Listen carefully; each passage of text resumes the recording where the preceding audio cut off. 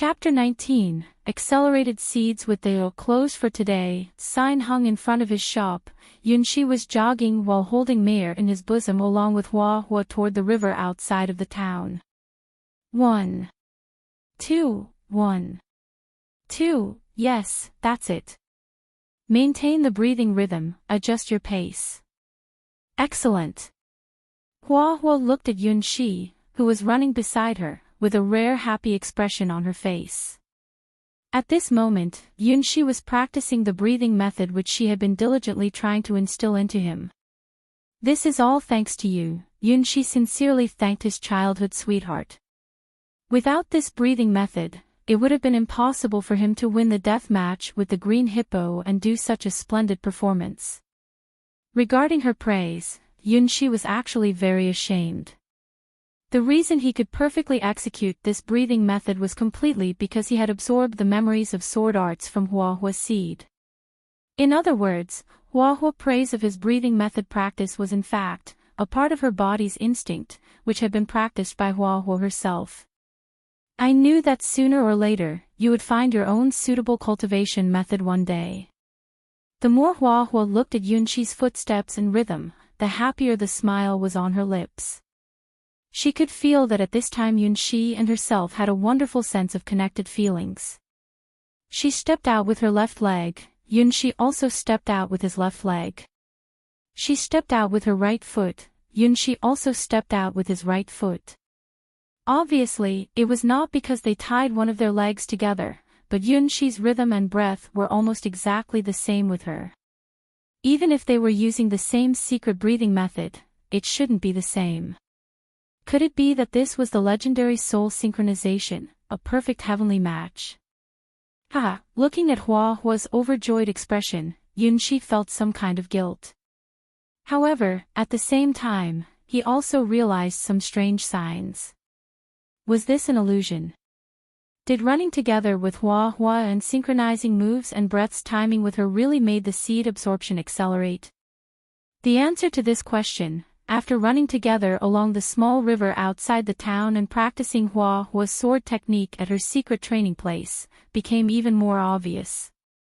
In the clear water stream, a few small fishes were leisurely swimming as the tinkling sounds of water accompanied the sounds of the breeze blowing through the trees. The small birds chirping made the early morning at the riverside brim with life and vitality. Come, Yunxi. Try the sword first. Hua Hua threw the sword on her back to Yunxi as she broke the nearby branch and palm-knifed the branch, cutting it several times to make a wooden sword stick that was the same length as her sword. Okay. After receiving Hua Hua's seed, Yunxi knew clearly about Hua Hua's great ability on sword arts better than anyone else. Let alone using this wooden sword stick, even if she was empty-handed, she would still be powerful. Between the first rank and third rank, even though the disparity was actually really big, at least it was still within the limits of the mortal body. So theoretically, skipping a rank to challenge the upper rank was feasible. However, this didn't apply in Hua Hua's case. The Quicksilver Steps, the comprehension towards many kinds of supreme sword arts and the heavenly flying sky sword, beginner level, were all Hua Hua's skill. These were the strongest skills a mortal warrior could have. Even Yunxi thought that there couldn't be anyone else who had it. I'm coming. Feeling the seed in his body becoming more active, Yunxi then moved first to rush forward and attack Hua Hua. Using his toes' strength and his soles to grip the ground, he rapidly moved. Resulting in the outbreak of fantastic speed in a flash, this was the most powerful instant movement technique in the mortal grade. Flying Sky Swallow Swordsmanship. This was one of various sword arts mastered by Hua Hua, one of the most nimble and flexible sword arts that had 3 flying swallows moves along with its speedy, but effective unique technique. Yunxi, at the time that he killed the hippo, he had fully utilized these 3 sword strikes at the last minute, and these 3 flying sky swallows moves were exactly what he was displaying now. It could only be said that Hua Hua's was the main version of the flying sky swallow sword arts. The contraction movement, coupled with the flying sky swallow sword arts, were the battle skills Yunxi had initially mastered from Huahua's seed. However, compared to Huahua, who had practiced the flying sky swallow sword arts to the near-perfect level, his perception of 1/10 of Huahua's talent was only an abbreviated version. As for Huahua's most powerful and most terrifying skill, the godly sword skill, heavenly flying sky swallow, beginner level, Yunxi was not even able to comprehend its threshold until now. He didn't even understand how the mortal-ranked Huahua could grasp this unfathomable hero-ranked sword technique. Flying sky swallow, great. Seeing Yunxi adeptly execute her sword skills, Huahua was pleasantly surprised. Indeed, she obtained the flying sky swallow sword art when she was still a first-rank sword maiden, and it was her most practiced sword arts when she was in the second rank. Nimble, yet sharp. Practicing it into the great perfection stage made it as strong as an antelope's horns and as invisibly fast as flying swallows. Also, the flying sky swallow sword art was the prerequisite for the godly sword skill, the heavenly flying sword. Only after one reached the great perfection stage in this three flying swallows technique, was one able to change the flying swallow's motion trajectory at will, and then be able to practice the heavenly flying sword. When Yunxi performed the flying sky swallow sword art, he was already able to perform like she was at the second rank. He was only a step away from the third rank. A sword light flashed, and Huahua's wooden sword stick was sent out. Which impressively was also the same flying sky swallow sword art. She also suppressed her strength and speed to be equal to Yunxi's and directed Yunxi's practice. The same swordsmanship, the same sensibility level. In the onlooker's view, Yunxi and Huahua were just like two mirrors that were reflecting each other's postures. Not only just the sword strikes, but the strength, breath, rhythm and heartbeat were unbelievably alike. Asterisk swish. Swish. Swish. Asterisk in the middle of nimble and flexible sword lights, Yunxi and Huahua were practicing as if they were one mind and performed flying swallow sword art's unique technique. Flying sky swallow, first strike. The sword's motion was almost alike with the flying sky swallow transition moves in midair. It was dexterous, nimble and flexible. Even if it was the true swallow, it would perhaps be cut and fall by this sword instantly. Almost in the same posture and angle, the two swords met. Then, from an entirely different angle, the second sword's position suddenly reversed. Flying sky swallow, second strike.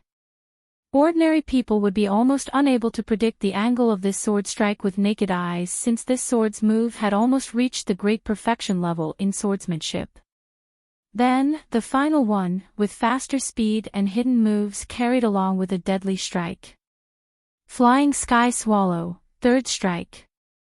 This sword's move was not a horizontally cutting strike, but a counter move using the sword's edge. It was a concealed move that would strike horizontally twice after being hidden, a blitzkrieg backhand sword. It struck without preparation and was virtually impossible to guard against, which was similar to a flying swallow's shadow. Should you see the flying swallow appear in front of you, it implied that you were almost at death's door.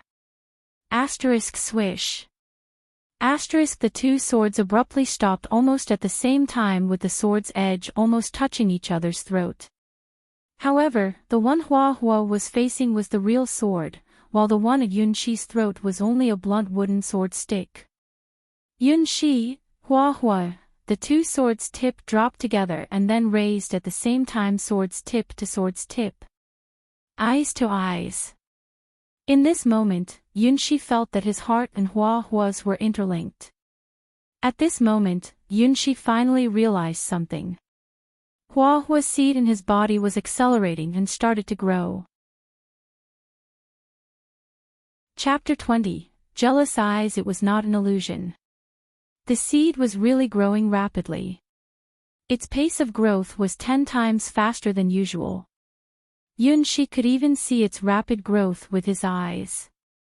At the beginning, when he just finished the trial and woke up in his room, the completion of Hup seed was about 10%, which was quite fit to be the last reward of the star trial.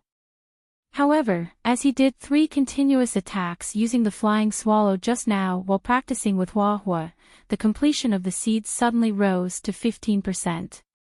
If it were via the normal method, he should have achieved this only after half a month. Little she, you have awakened your talent on sword skills. Hua smiled like the spring sunshine and summer fireworks. It was very bright and resplendent. Nothing was more exciting than to walk on the path, linked together by the heart and practicing the same sword skills with her own lover. Certainly, Yunxi and herself were a pair of natural lovers and no one could separate them. She firmly believed that someday Yunxi would amaze the world. At first, she was simply curious about him. From the prosperous Western God domains, she came to a remote small town of the White Lotus Sword domain. She knew no one here.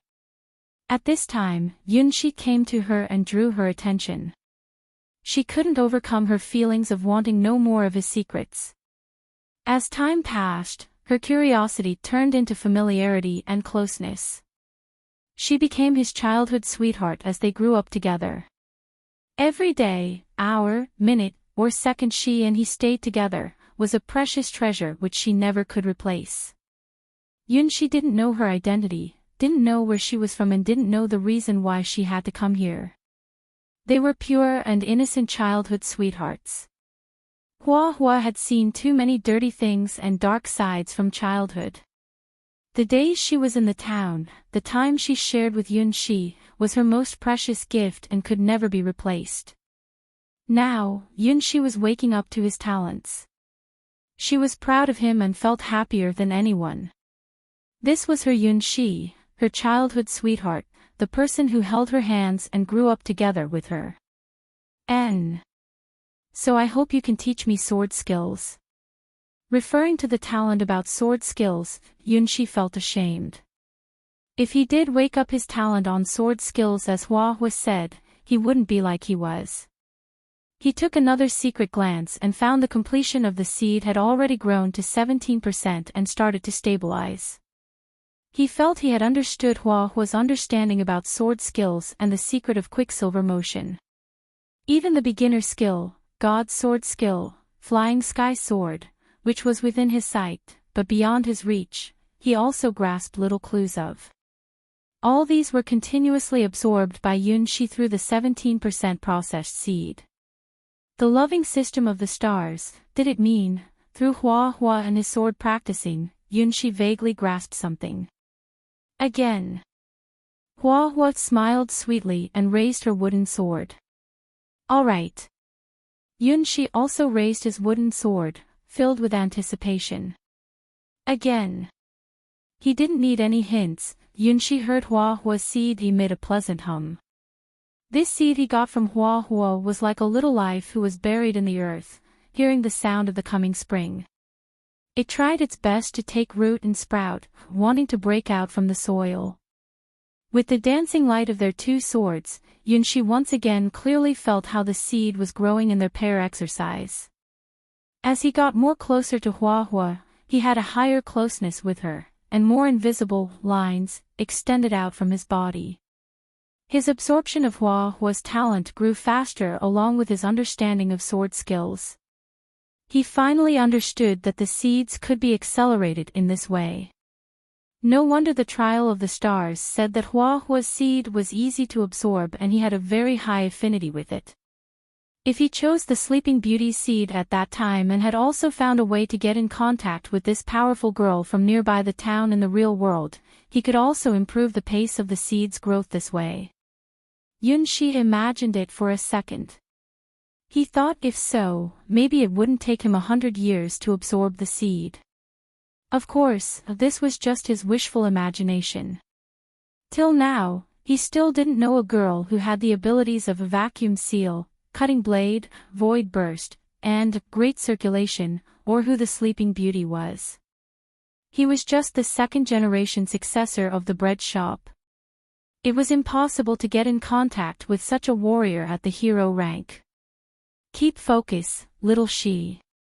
Settle your mind as still as water, then you can reflect the shadow of swallows. Yunshi just imagined the seed of the mysterious sleeping beauty, and Hua's childhood sweetheart's jealous radar immediately launched. At the same time, Yunshi found the improving speed of the seeds suddenly began to fall, which meant that the link between Hua and himself had a serious failure. I know. Yunshi immediately tried to forget the sleeping beauty, especially her little snow-white feet and soft pink lips, and began to focus on the practice. Flying swallow, first strike. Second strike. Third strike. The completion of the seed continued to rise, 18% done, 19% done, 20% done. After 3 continuous updated points, the acceleration of Hua's seed finally stopped. It wasn't that the seed had problems, but simply because Yunshi's body was unable to absorb any new sword skills from Hua. Yunshi's first-rank body has become the biggest cork to improve himself. Hua's seed gave Yunshi power in the spiritual dimension but wasn't directly enhancing his body. Well, that's all for today. Hua seemingly had found that Yunshi had reached his limit, so she decisively stopped their practice. Well done, little she. I can assure you that you are the strongest first-rank swordsman in the town. Thanks. Sorry for troubling you. Now, it showed how big the gap was between a third-rank body and a first-rank body. They used the same swallow strike dozens of times, but Hua still kept on her normal pace. She wasn't even sweating. However, Yunshi was already sweating all over, and almost used up all of his physical strength. Because he continuously used the Quicksilver steps, his feet had twitched many times. Don't worry, take it easy. There's plenty of time. Hua stretched out her hands and drew out her handkerchief, then gently wiped the sweat off from Yunshi's forehead. Aha, this is my childhood sweetheart. Talented, but never relaxed, strong, but also gentle, simultaneously holding the advantage as an actively twin-tail girl and a Madwell maiden. If she wasn't that jealous, she would be more perfect. Yunshi sighed but didn't find that in the nearby woods, a pair of jealous eyes were looking steadfastly at this pair of lovers. Chapter 21. Coming with evil intent. The early morning mist had dispersed as the golden sun stretched its rounded body and leapt over to the east horizon, emitting countless golden lights, shining over all myriad things in the heavens and on earth.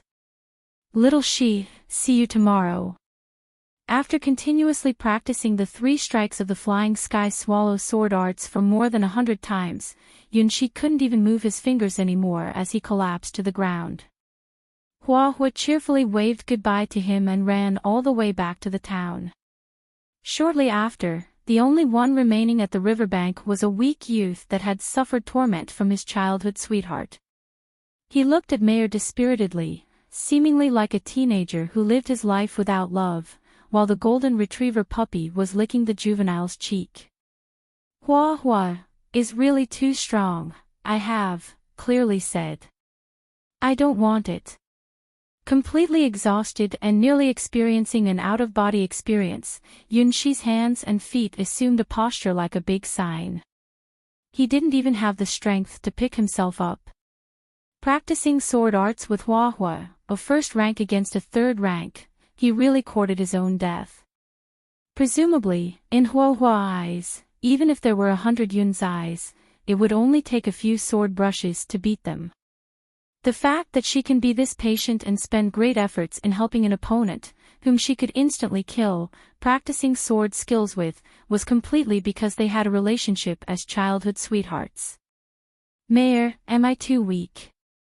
He was barely able to stretch out his hand to look at the vibrant sun from between his fingers. Yunshi felt like he was a fish on a chopping block which suffered serious dehydration and would soon be hung up. Woof!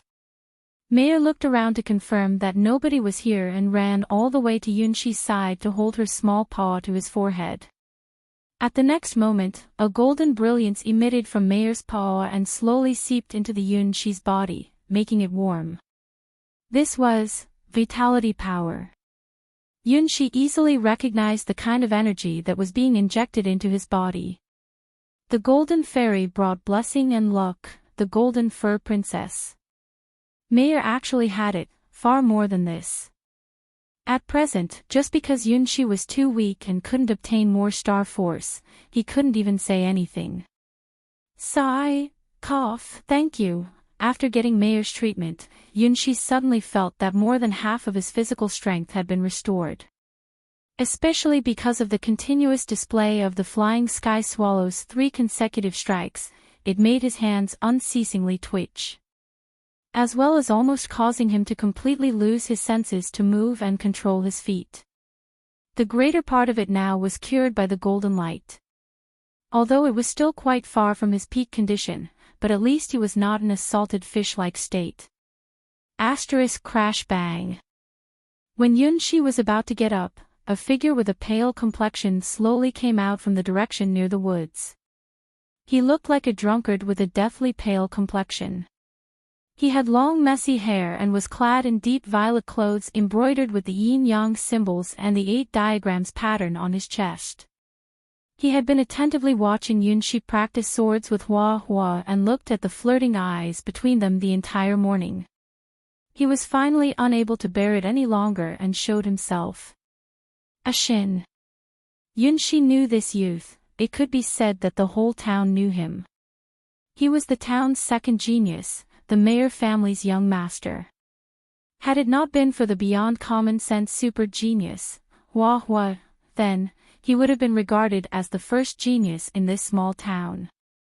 3 years ago, he had passed the examination to the Celestial Palace and went to the Sword Blade region, which caused quite a big disturbance in this small town.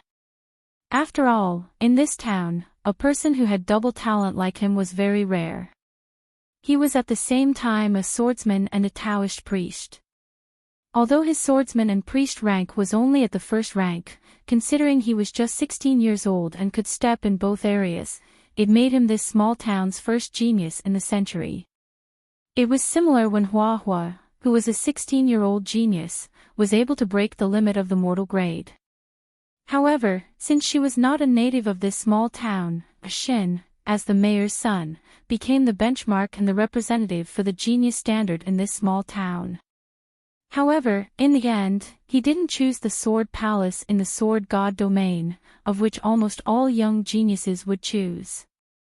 Rather, he went to another big power instead that specialized in all kinds of Taoism techniques, the Celestial Palace. At that time, because of this choice, he seemed to have a big fight with his father. Yes, it is me, Yunshi. Shin fiercely stared at Yunshi with a hateful and cynical expression, that carried along with it a malicious intent that would make people shudder. 3 years, I finally came back. I've come back to marry the bride who I love. Your bride. Yunshi somewhat felt some kind of bad premonition. He recalled that for a period of time, before Hua Hua had yet to show her otherworldly talent and shock everyone, Shen and Hua Hua were once called by this small town's inhabitants as the twin stars. For such an ordinary small town, to be able to step into this grade at this age was worthy enough to be great geniuses that should be recorded in the book. 3 years ago, when Shen admitted himself to the Celestial Palace, countless people's hopes were entrusted to him. Even the mayor who had a big fight with him finally forgave his son. The Celestial Palace was after all a colossus that had stood aloof in the Eastern God domain for thousands of years and had a legend rank powerhouse that surpassed the 6th rank in command, just like the Sword Palace. Looking at the scope of power globally, the Celestial Palace, which specialized in Taoist techniques and the heavenly laws, were on par with the Sword Palace, which specialized in the sword arts. But in the Sword God domain, the Celestial Palace's reputation and power could not be compared with the Sword Palace. Whether it was the Sword Palace or the Celestial Palace, as long as one was accepted, in this small town, it was like a carp fish that leapt over the Dragon Gate. Why, would it be you? Hua Hua's vision is a bit too bad. After 3 years, a Shin who just returned from the Celestial Palace stared tightly at Yunshi with bloodshot eyes. A trivial baker boy, what qualifications do you have to be together with Hua Hua? Hua Hua and I are destined by the heaven and earth to be a perfect match. Sure enough, now Yunshi knew from where that chilly feeling behind his back came from. A Shin, despite being hailed as this small town's second genius, had always been narrow-minded and was not a likable character. Everyone just looked at his father, the mayor's face, to then give him way. Regarding his conceited and arrogant attitude due to his achievements, they had always felt indignant but didn't dare to speak out. Only Hua Hua, who moved to this small town later, never gave him any face and even beat him many times to teach him a lesson. Who would have thought that this treatment unexpectedly sparked a Shin's interest in Hua Hua before he took the test to get admitted to the Celestial Palace? Not the slightest opportunity was left out when he tried to pester Hua Hua.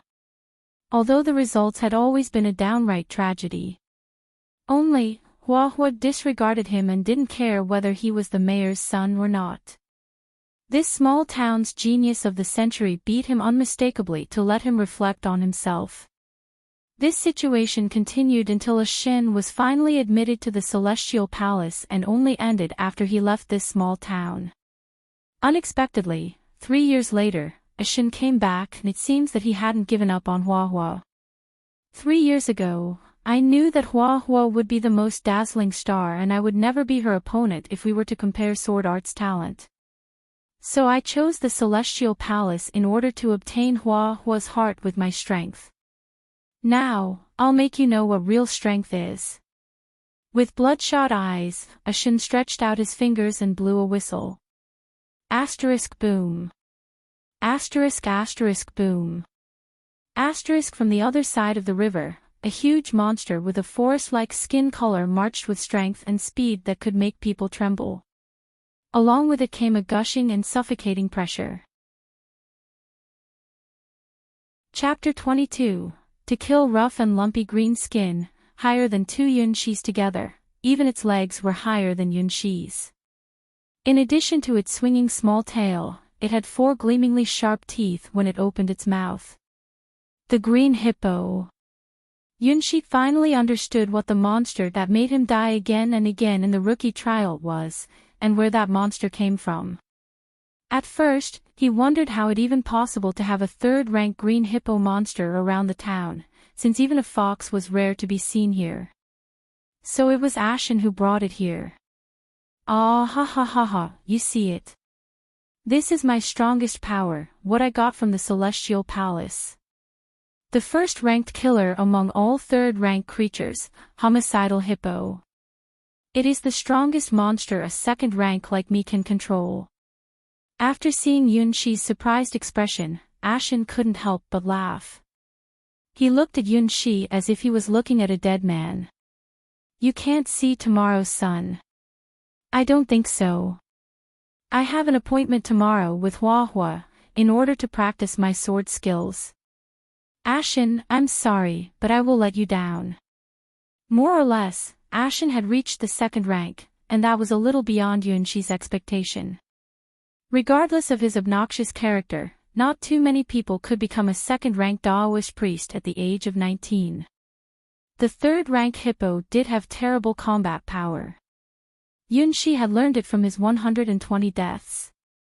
Kill him, hippo. Ashen said as he had lost his mind. He just came back and hadn't yet told everyone in the town that he was already a 2nd-rank Daoist priest. He wanted to enjoy the jealous eyes of the villagers, but instead witnessed Yunshi and Hua Hua practicing the sword together. He thought he could bear it if they just practiced the sword, but what was that? They were making eyes at each other. Hua Hua was suppressing her strength, playing with Yunshi. Everything was Yunshi's fault. He was just a bread shop assistant. How dare he think that he was worthy of practicing together with the real sword genius, Hua Hua. In the whole town, he was the only one who could match up with Hua Hua. Because he was the disciple of the Celestial Palace, who mastered a 3rd-rank hippo as a talented 2nd-rank Daoist priest. Who could understand what he paid in order to dominate the cruel hippo? He rolled in the mud with the hippo all day. He even slept together with it. He held the brush and helped the hippo brush its body every day. Ate meat together with the hippo, even. It took a year before he got in contact with the terrifying homicide hippo and tamed the ferocious monster, which made other disciples so jealous. The only reason that helped him do such a ridiculous thing, which he didn't even think of in the past, was that he wanted to come back to marry Hua Hua. Hua Hua is mine. You can never have her, he said with jealousy and madness. A voice whispered in his heart that if he didn't kill Yunshi here, he would live and regret all his life, not to mention marry Hua Hua. So, Yunshi must die. Ashen, you have changed. Yunshi adjusted his breathing. If it was some other third-rank monster, maybe it would be a big trouble. However, that wasn't including this green hippo. He had fought against it in the trial 121 times. I have not changed. Hua Hua is the only girl in my heart. But you beast. From childhood, you were always popular among girls. Ah! You piss me off. Which part of me is no match for you? I'm stronger than you, more talented, have more money, and am more handsome than you.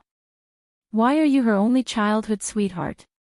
I want to be her childhood sweetheart too. Bloody tears were almost welling up from Ashen's eyes. He was the son of the mayor. He was the first to meet with Hua Hua. Everything was first. At first, when Hua Hua moved to the town, the mayor, in other words, his father, purposely brought him to see Hua Hua. He repeatedly urged him 1,000 times to get along well with the little girl, Hua Hua. At that time, he had vaguely realized that Hua Hua's family was unusual because he had never seen such a flattering look on his vulgar father's face. However, the first moment he saw Hua Hua, it wasn't important anymore. He didn't need his father to urge him. He had been attracted by the impassive girl's face and unapproachable temperament. At that time, Hua Hua was wearing exotic clothes, which was obviously not from the Sky Sword God's domain. She was so unattainable, like a flower on the precipice. He didn't know why Hua Hua had such a temperament, and why she hid her identity on purpose.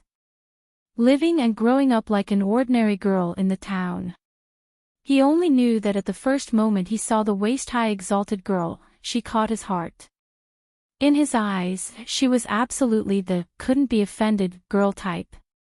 An exalted, not just a town girl, but also a mysterious beautiful girl. Compared with Hua Hua, all the girls in the town were nothing. She was the only one who he swore to have, at all costs. After that, he repeatedly tried to approach her, trying his best. But he only got Hua Hua's contemptuous disregard. Yes, that was her look, the look as if she was looking at something dirty. Hua Hua, you are my queen, my life, and my hope. No matter what the price is, I will marry you. Hong. Hong. After getting Ashen's kill order, the green hippo began to run. It rushed through the shallows with a mighty speed and ran straight toward Yunshi. Its speed was much faster than what others might have guessed from its huge body. Its power was almost the number one among all third-rank monsters, and it also had a super defense. In addition, it didn't even lack speed. Anyone whose rank wasn't above the third rank wouldn't survive if it was their first time against it. The hippo was very strong. This was what Yunshi experienced 121 times. Here it comes. Yunshi lowered his body, then immediately turned and ran. This was a strategic retreat because he did not have any weapons to break the green hippo's defense. Using his fist to fight against this iron skin monster. He did once beat it down, but he was holding an iron sword at that time, and he still had to chop it 21 times. Yunshi wasn't insane. Weapon. He needed a weapon. An idea immediately emerged in Yunshi's mind, as he quickly rushed into the woods without hesitation. Run. Cry. Die in despair. Ashen showed no emotion in seeing Yunshi escape. As a human, you wanted to flee from a green hippo. Oh great! This guy would soon know what was the absolute gap between humans and creatures. As a creature, the hippo was a monster whose endurance and explosive force was far beyond the limit of humans, not to mention it was a mutant green hippo. It once continuously fought on the battlefield for over 3 days and nights and had a record of killing thousands of people. Run. Run. I want to see how long you can run. When you are exhausted, it will the time of your death. This green hippo had the brutal habit of eating corpses after killing them. Bang! The green hippo crashed into the woods. The bucket-thick trees fell down due to its light push. The hippo's hunting began. Chapter 23, Wood Chopper Bang. Bang! On the other side of the woods, one after another, the big trees fell down like they were being cut down by an axe.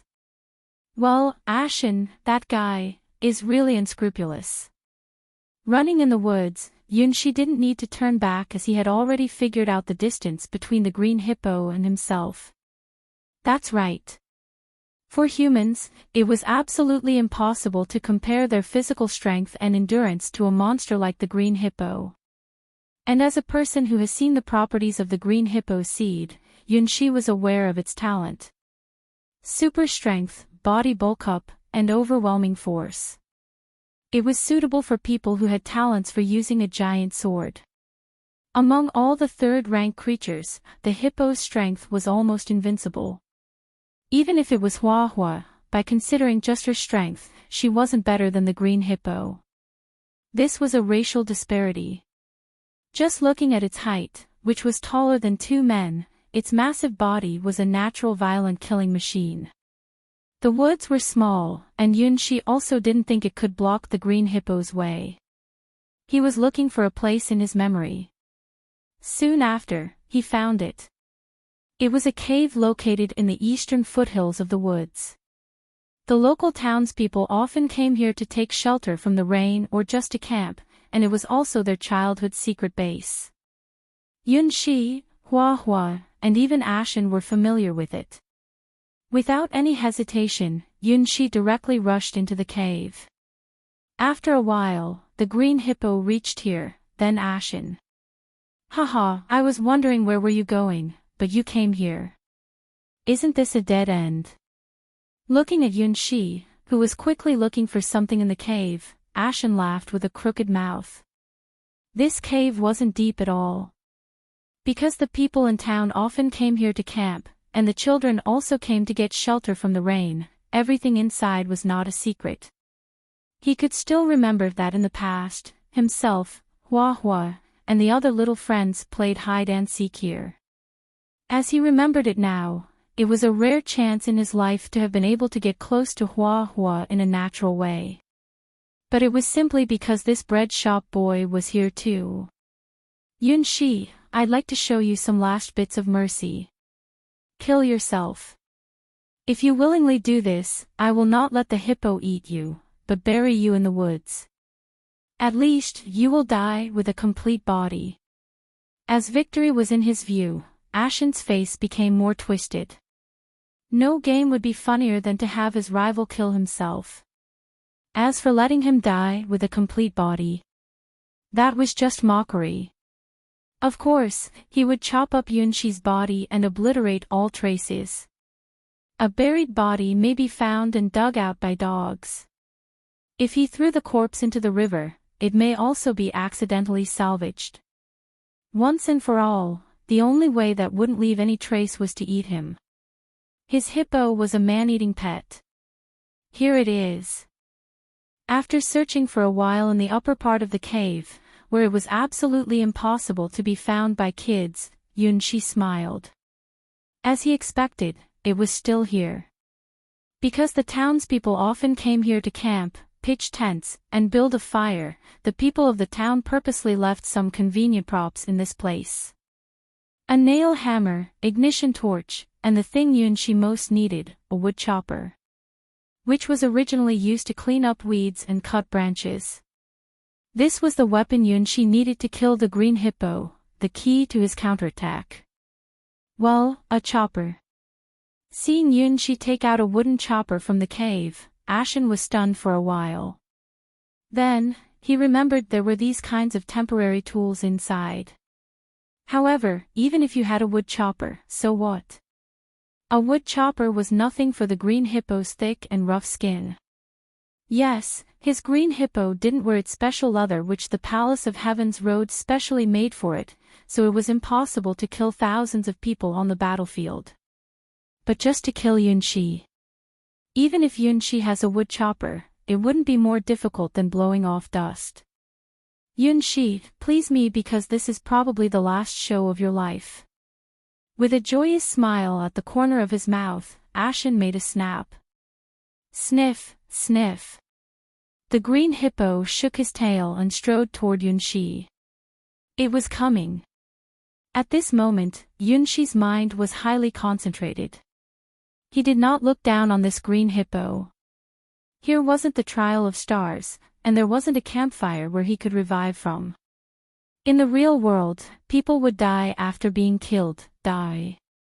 From its stride and body position, its next action was slapping. Who? A big green palm was waving above Yunshi's head, blowing up Yunshi's black hair. It was the green hippo's favorite attack method. The first. After rolling to the side, Yunshi cut the green hippo's lower limb and left a 1-inch bloodstain on its body. The third-rank hippo had strength far beyond a human's, and its leathery skin was able to resist any body attacks. In order to cut off its thick skin, he had to gather his strength and cut with an extremely sharp weapon. Both the iron sword in the trial and the wood chopper he had now were fit for this condition. Boom! The green hippo fell into a rage after Yunshi's chopper cut its body. It shook its shoulder and laid down on the ground. Here it was. The rolling. Yunshi stepped back with all his strength, then jumped up. Boom! Boom! The hippo's enormous body rolled under Yunshi's feet like a 1,000-pound bowling ball. It even left a line of roller marks on the ground. How could it possible? He's just a kid of a bread shop. Looking at Yunshi's skilled movements, Ashen's eyes almost popped out. It's Hua Hua. Hua Hua taught you. Right? What happened during the time I was not in town? Ard. I won't forgive you. I'll never forgive you. Hua Hua is mine. Mine. Nobody can steal her from me. Sniff. Sniff. After rolling, the green hippo made an unbelievable somersault, standing on the ground. It showed its 4 sharp teeth and looked at Yunshi with an angry look. Ashen and the hippo had an intelligence resonance between them. Almost the same as the tacit understanding between Hua Hua and himself. Obviously, there were many unknown stories between Ashen and the green hippo. Otherwise, as a second-rank Taoist priest, it was absolutely impossible for him to control the green hippo as if he was controlling his own arms and legs. Though the hippo was 10 times stronger than himself, their emotions were highly overlapped. Revising the data. After fighting with the green hippo, Yunshi found that the green hippo was stronger than the one he met in the trial. The reason was very simple. Because in the trial, the green hippo was fighting and maltreating its enemy simply according to its instinct. However, this green hippo followed Ashen's command. It wasn't alone. The experience he got in the trial through dying 100 times couldn't apply indiscriminately to what the green hippo would be like out here. Yunshi held the wood chopper in his hands, regardless of the blood that was slowly flowing on the blade of the chopper. It's not just you that got stronger, hippo. Let me show you the true power of Hua Hua's seed. Chapter 24, Different Worlds. As Yunxi expected, with Ashen's command, the Green Hippo's attack methods became more flexible. If the Green Hippo he met in the trial was controlled by Ashen, it would have been impossible to kill it via his unformed breathing method. Hippo, hold your head and rush. The Green Hippo shaded its eyes with its hands as it followed Ashen's command. Rushing at Yunxi, it didn't even look ahead. It wasn't the hippo's max speed. Maybe other people would be cheated, but Yunxi obviously knew the Green Hippo's explosive force. Ashen would never know how to kill the Green Hippo, the hell of 100+ deaths Yunxi had to face. The Green Hippo preserved its speed, which also meant that it had found how Yunxi dodged its attack through rolling. If Yunxi rolled without thinking again, the Green Hippo's thunderclap would be waiting for him. So, he decided to not run away. Yunxi wasn't that young boy who first met the Green Hippo, who didn't know how to brandish his sword anymore. The seed from his childhood sweetheart had completely changed his destiny. I got you. Yunxi actively darted toward the Green Hippo. Under Ashen's surprised eyes, he straightly passed by the hippo. Just at that moment, he passed by the Green Hippo. By leveraging the hippo's strength and impact as he used the wood chopper, he dragged out a terrible bloodline along the Green Hippo's lateral thigh. Howl! For the first time ever, the Green Hippo howled violently. This time, the wood chopper caused a deep wound on the hippo's body, which was 3 times deeper than that one it caused the first time. A lot of blood flew out and sprayed on the road. Why? How can you do this? Ashen yelled with frustration. He didn't believe the sight he witnessed. His Green Hippo was a terrible monster who once battled on the battlefield for 3 days and nights, killing thousands of people. But now, it wasn't even able to catch the edges of Yunxi's clothes. The most irritating point was that Yunxi's speed wasn't fast, he was even a little slower than the hippo. No matter how Ashen looked at Yunxi, Yunxi was just a first-ranked swordsman. If a first-ranked swordsman fought against a third-ranked Green Hippo, the killing monster, should he not be killed at the first moment? How could he dodge the Green Hippo's attack at the crucial moments, and deal a deadly blow to his Green Hippo in the most appropriate time and from the most unlikely angle? If the Green Hippo didn't have its famous iron-like skin, perhaps his attack would have cut off the Green Hippo's leg. This is Huahua's power. Yunxi himself didn't even have the thought that his attack was as perfect as nature itself.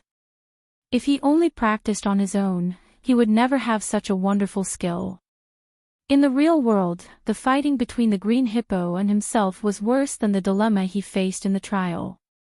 Not simply because the Green Hippo was controlled by Ashen, but the more important fact was the difference between the 2 weapons he used. In the Star Trial, though the iron sword he found aside the campfire was ugly in its appearance, it had a magic-like property that made it never get worn. Its blade would never get bent no matter how many times he cut the Green Hippo's body. But in reality, as the only weapon he could hurt the Green Hippo with, the wood chopper he found in the cave had slightly bent after attacking the Green Hippo twice. However, the 2 attacks gave him a victory far beyond the victory he achieved in the trial. Everything was due to Huahua's seed. He had only mastered 20% Huahua's sword skill, so naturally, he couldn't be compared to Huahua. However, compared to the Green Hippo, even if Yunxi had only 20% of Huahua's sword skill, he didn't think that he would lose. The world in Huahua's eyes was completely different to the world in Yunxi's eyes. The rhythm of breathing, the abrasion of the weapon, the premonition of enemy sprint, the trace of attack, and Ashen's exasperated mental state. Observing and feeling every detail, then attacking to obtain victory. It was just a 3rd-rank hippo. Even if it had Ashen's help, and though he had only a wood chopper, which wasn't even able to be used 10 times, the hippo was still not a huge threat. Who? Ha! Clearly, Yunxi was in a fierce battle, but by running the special breathing method, his spirit had naturally raised to the highest state. As the proverb goes, do one's utmost even when dealing with a minor problem. He would do his best to kill the hippo. Mercy. There wasn't such a thing. Between life and death, everyone who hesitated to show mercy was already dead. 3 times. After adjusting his breathing smoothly, Yunshi lifted 3 of his fingers to Ashen. It was also the last order he gave his body. 3 attacks. If he didn't kill the green hippo after that, he would never be able to hurt the iron-skinned, 3rd-rank monster. Wahahaha, who do you think you are? Even Hua taught you how to roll and escape, but you want to beat down my hippo with 3 attacks. Even Hua herself wouldn't be able to do that. Ashen looked at Yunshi as if he was looking at a clown. As a disciple of the Celestial Palace, he naturally had found what Yunshi had found. The wood chopper, which was already a little blunt, was the key to determining who was the last winner. Fortunately, this kid didn't have a decent weapon. Otherwise, perhaps he would have already been killed. Ashen wiped away the sweat from his forehead and announced his victory in his mind. If I were Hua, I would need to brandish the wood chopper just 1 time. Yunshi looked at Ashen with pity. If Hua were here, she would teach him what was the right way, a fool surviving in the world. Even if there were 10 green hippos attacking Hua together, they would have no future but to be killed by Hua one by one. Though Ashen was known as the best genius of the town in the decade, since Hua was an exception. However, he was still that frog, sitting in the hole, and thinking it owned the entire world. Hua's talent had already gone beyond Ashen's imagination. He didn't understand what realm Hua had reached. Through all of Yunshi's experience, Hua was the only genius who was able to master a god sword skill. Even the Sleeping Beauty, whose power was able to shake the heaven and earth, and burst the void, didn't have such an ability. Hippo, big will sprint. Ashen reached out with his left hand, then his right hand tightly held his left wrist, starting the Siamese juggling. This was a secret art from the Celestial Palace. It could temporarily combine 2 different creatures' energies and spirits. Who? The green hippo curled up its 4 limbs, rolling itself into a huge ball-like shape. Afterward, it suddenly jumped up. Its body turned into a green wheel-like shape and rushed towards Yunshi.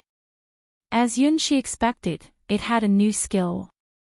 Seeing the green hippo use a new killing skill, which it never used in the trial, a cold light flashed in Yunshi's eyes. Chapter 25. Instant kill. The green hippo rolled itself up like a big wheel. If Yunshi was still how he was before the star trial, it would undoubtedly be a one-hit KO. Its huge body, the terrifying explosive force, and its invulnerable tough skin made it a perfect killing machine. As Ashen casted a secret spell, the hippo's fighting force grew to at least 10 times stronger than the one he met in the trial. You don't have a horn on your head and you are not red, so even if you are 3 times more powerful, you are still gonna die. As a reply in facing the green hippo's wheel-like rolling attack, Yunshi inclined his body, taking 2 steps to the right. By using this seemingly simple but useful method, he made a charge into a giant rock. As he observed the world via Hua's sight, even if the beast was twice stronger, it was still a stupid animal. Boom! It tumbled, flying to the sky. Eat him! Ashen was in extremely high spirits. In the sky, the hippo curled up its huge body, then one part of its body suddenly grew up. Here it was. Its ability, body bulk up. Yunshi knew it was the monster's hidden talent. However, the hippo only bulked up its head. Now, it opened its bloody mouth so big that it was even able to swallow Yunshi's body whole. The hippo's bite was a new skill Yunshi didn't see during the entire trial. Because at that time, Yunshi was just a not delicious at all mummy in the eyes of the beast. It had no appetite to eat him. Green hippos only used this skill to hunt delicious, fresh prey. Now, Yunshi was qualified. Even Ashen could feel that his hippo was very interested in Yunshi. My first hit. Facing the huge creature's bite, Yunshi didn't dodge but took the initiative to attack. With a flash of the blade, the green hippo's tongue was cut off. To cut off its softest part, its tongue was the essence of what Yunshi learned from Huahua's sword skill. Norg. At the same moment, his contract beast's tongue was cut off. Ashen covered his lips as there was blood flowing down. The green hippo suffered a fatal injury, and as a result, the same wound also appeared on Ashen's body. It was the effect of life tap. They were sharing damage. This was one of the prices he had to pay in order to control the third-rank green hippo. My second hit. After he successfully injured his opponent, Yunshi didn't hesitate for the slightest moment, because Huahua's sword skill had let him find the creature's weakness. In fact, there were gaps in the green hippo's seemingly tough skin. Because its joints had to stay nimble, there were line-like gaps on the connection parts of its neck, legs, and hands. These lines were unavoidable crucial points for any creature. In the trial, Yunshi didn't find these weak parts, so he had to cut it 21 times in order to make the green hippo die due to blood loss.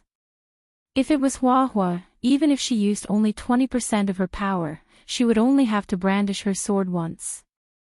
As for Yunshi, he needed to attack twice. The first attack cut off half of the green hippo's neck along the gap between its head and body. And along the line on the green hippo's right side, the second attack cut off 2 of its limbs in one breath. Maybe this was the feeling of dismembering an ox as skillfully as a butcher. Although, after cutting off these weak connection parts the wood chopper was blunted, the spewing blood declared Yunshi's victory. Seeing, listening and feeling Huahua's world made killing the green hippo much simpler. This is my last hit. Ashen, don't keep going in the wrong way. Yunshi turned his body flexibly and threw out the wood chopper with all his strength. It stabbed into somewhere below the green hippo's ass. Norg. Yunshi's fatal attack made Ashen's mouth foam as he laid on the ground, holding onto his ass with his hands in a weird way. Boom! The gigantic body collapsed. An item, which Yunshi felt a little familiar with, flew out from the corpse. This is a seed. Yunshi felt incredible as he watched the seed fly into his palm. It wasn't the same as the seed rewarded in the star trial. In the real world, the seed the green hippo left after being killed by Yunshi was a transparent seed, which emitted a pale white light and was seemingly so fragile that it couldn't even sustain a pinch. Inside of the seed, there wasn't some special instructions such as body bulk up, super strength, and overwhelmingly power. It only contained a ball of the power of blood. The seed of blood. As Yunshi read the meaning of the seed, he naturally understood what was different between it and the several seeds he got as the last reward in the rookie trial. This seed simply gathered the dead green hippo's life energy. It didn't contain any special talent or ability. Its only effect was to provide Yunshi the power of blood, to replenish his life energy. If Yunshi once again suffered from exhaustion, he could use the seed of blood to restore his physical strength and energy. The seed would disappear after being used. In other words, it was just a one-time consumable. Well, it's not that bad. Yunshi vaguely imagined several methods about how to use the seed, then his face slightly turned red. My hippo, no, this can't be true. After he lost his strongest trump card, Ashen felt as if his life had lost its color. In order to obtain such a strong contract beast, he had paid a lot of terrible and humiliating prices. Even he himself didn't believe he could endure all those dirty things. Everything he did was in order to go back to his town with glory and marry his beloved girl. But now, everything had gone to ruin. Ashen, you still don't realize it. You are not the only one who is worthy of Huahua. Walking to Ashen's side, Yunshi sympathetically looked at the son of the mayor, who had just lost his most important thing. No, I don't believe it. I'll kill you. Ashen's eyes turned blood red. It was not the end. He was a second-rank Daoist priest. Even without the green hippo's help, he could also win against this bread shop's kid, because he was only at the first rank. He hadn't lost yet. He would turn the tide. He would strike back. Burning, my Cosmo. 2. Oh, do you have to do that? After dodging Ashen's frenzied counterattack, Yunshi watched this young man, who was once called the town's Gemini with Hua, helplessly grow old, perishing. In the end, he became a mummy-like corpse, heavily dropping down to the ground. Ashen's death was inevitable the moment his contracted beast died. Life tap, live and die together. This was the contract between the green hippo and himself. 1. It meant Char Aznable Zaku 2, from Gundam 0079, 2. Cosmo, from Saint Seiya, Legend of Sanctuary. Chapter 26, The Twin Saintess, Ka. Yunshi was burying a Shin with a shovel. Nobody would be able to see any remnants of the human corpse, a Shin, that was buried in the place which the green hippo had fallen. Actually, he had no intention to kill a Shin, but fighting the green hippo gave him no choice. It was either he died or the other died. He didn't have any other choice. When he noticed that the green hippo and a Shin had an unusual relationship, he had long been aware that there was no medicine that can possibly rescue him. A Shin, when you reincarnate, I know that you'll certainly hate me. But I must say one thing, you are truly mistaken. Having filled the soil, Yunshi plugged it with several branches.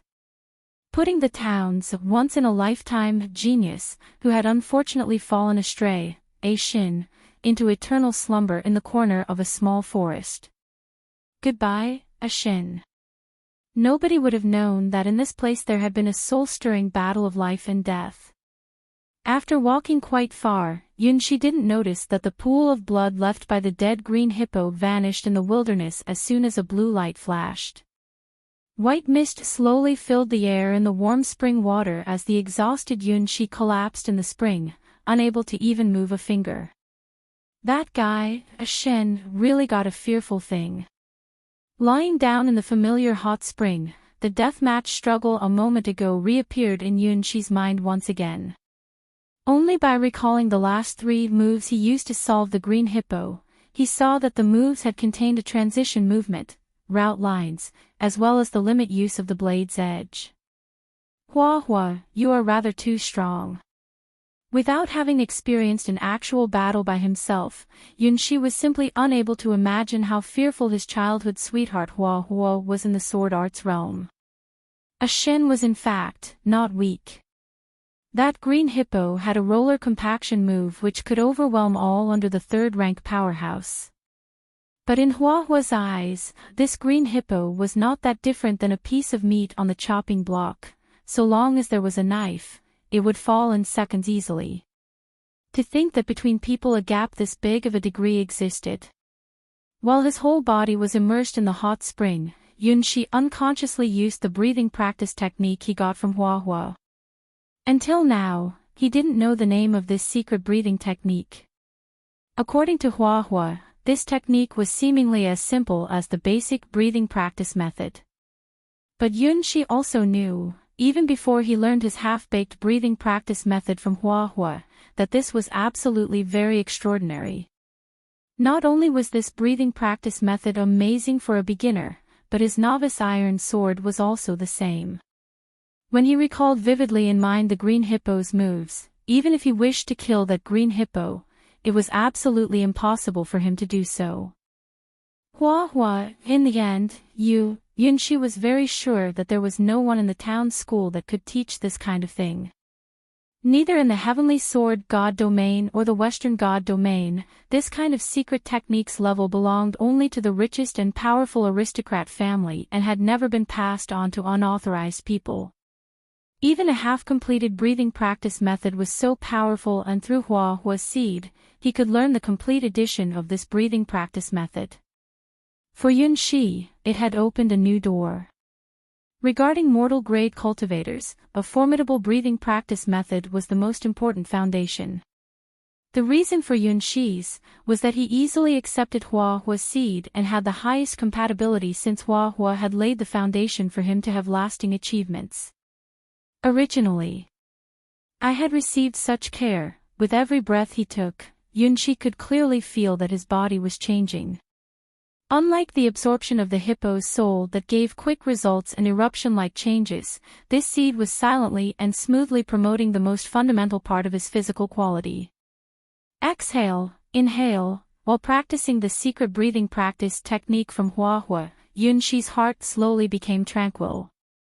The sound of the surrounding water, the wind blowing from the distant trees, and his heartbeat were slowly connected together, forming one kind of special rhythm. This was, breathing, the most important vital activity for mortal life. It was also the beginning point for secret techniques practiced by all sections. Hua's secret technique was absolutely that of the highest level. It tempered the most basic part to quench the body into perfection and laid the most perfect foundation for all steps taken in the future. In many people's eyes, even geniuses, such as a Shin, when they were in mortal grade, they would pursue pure battle efficiency only.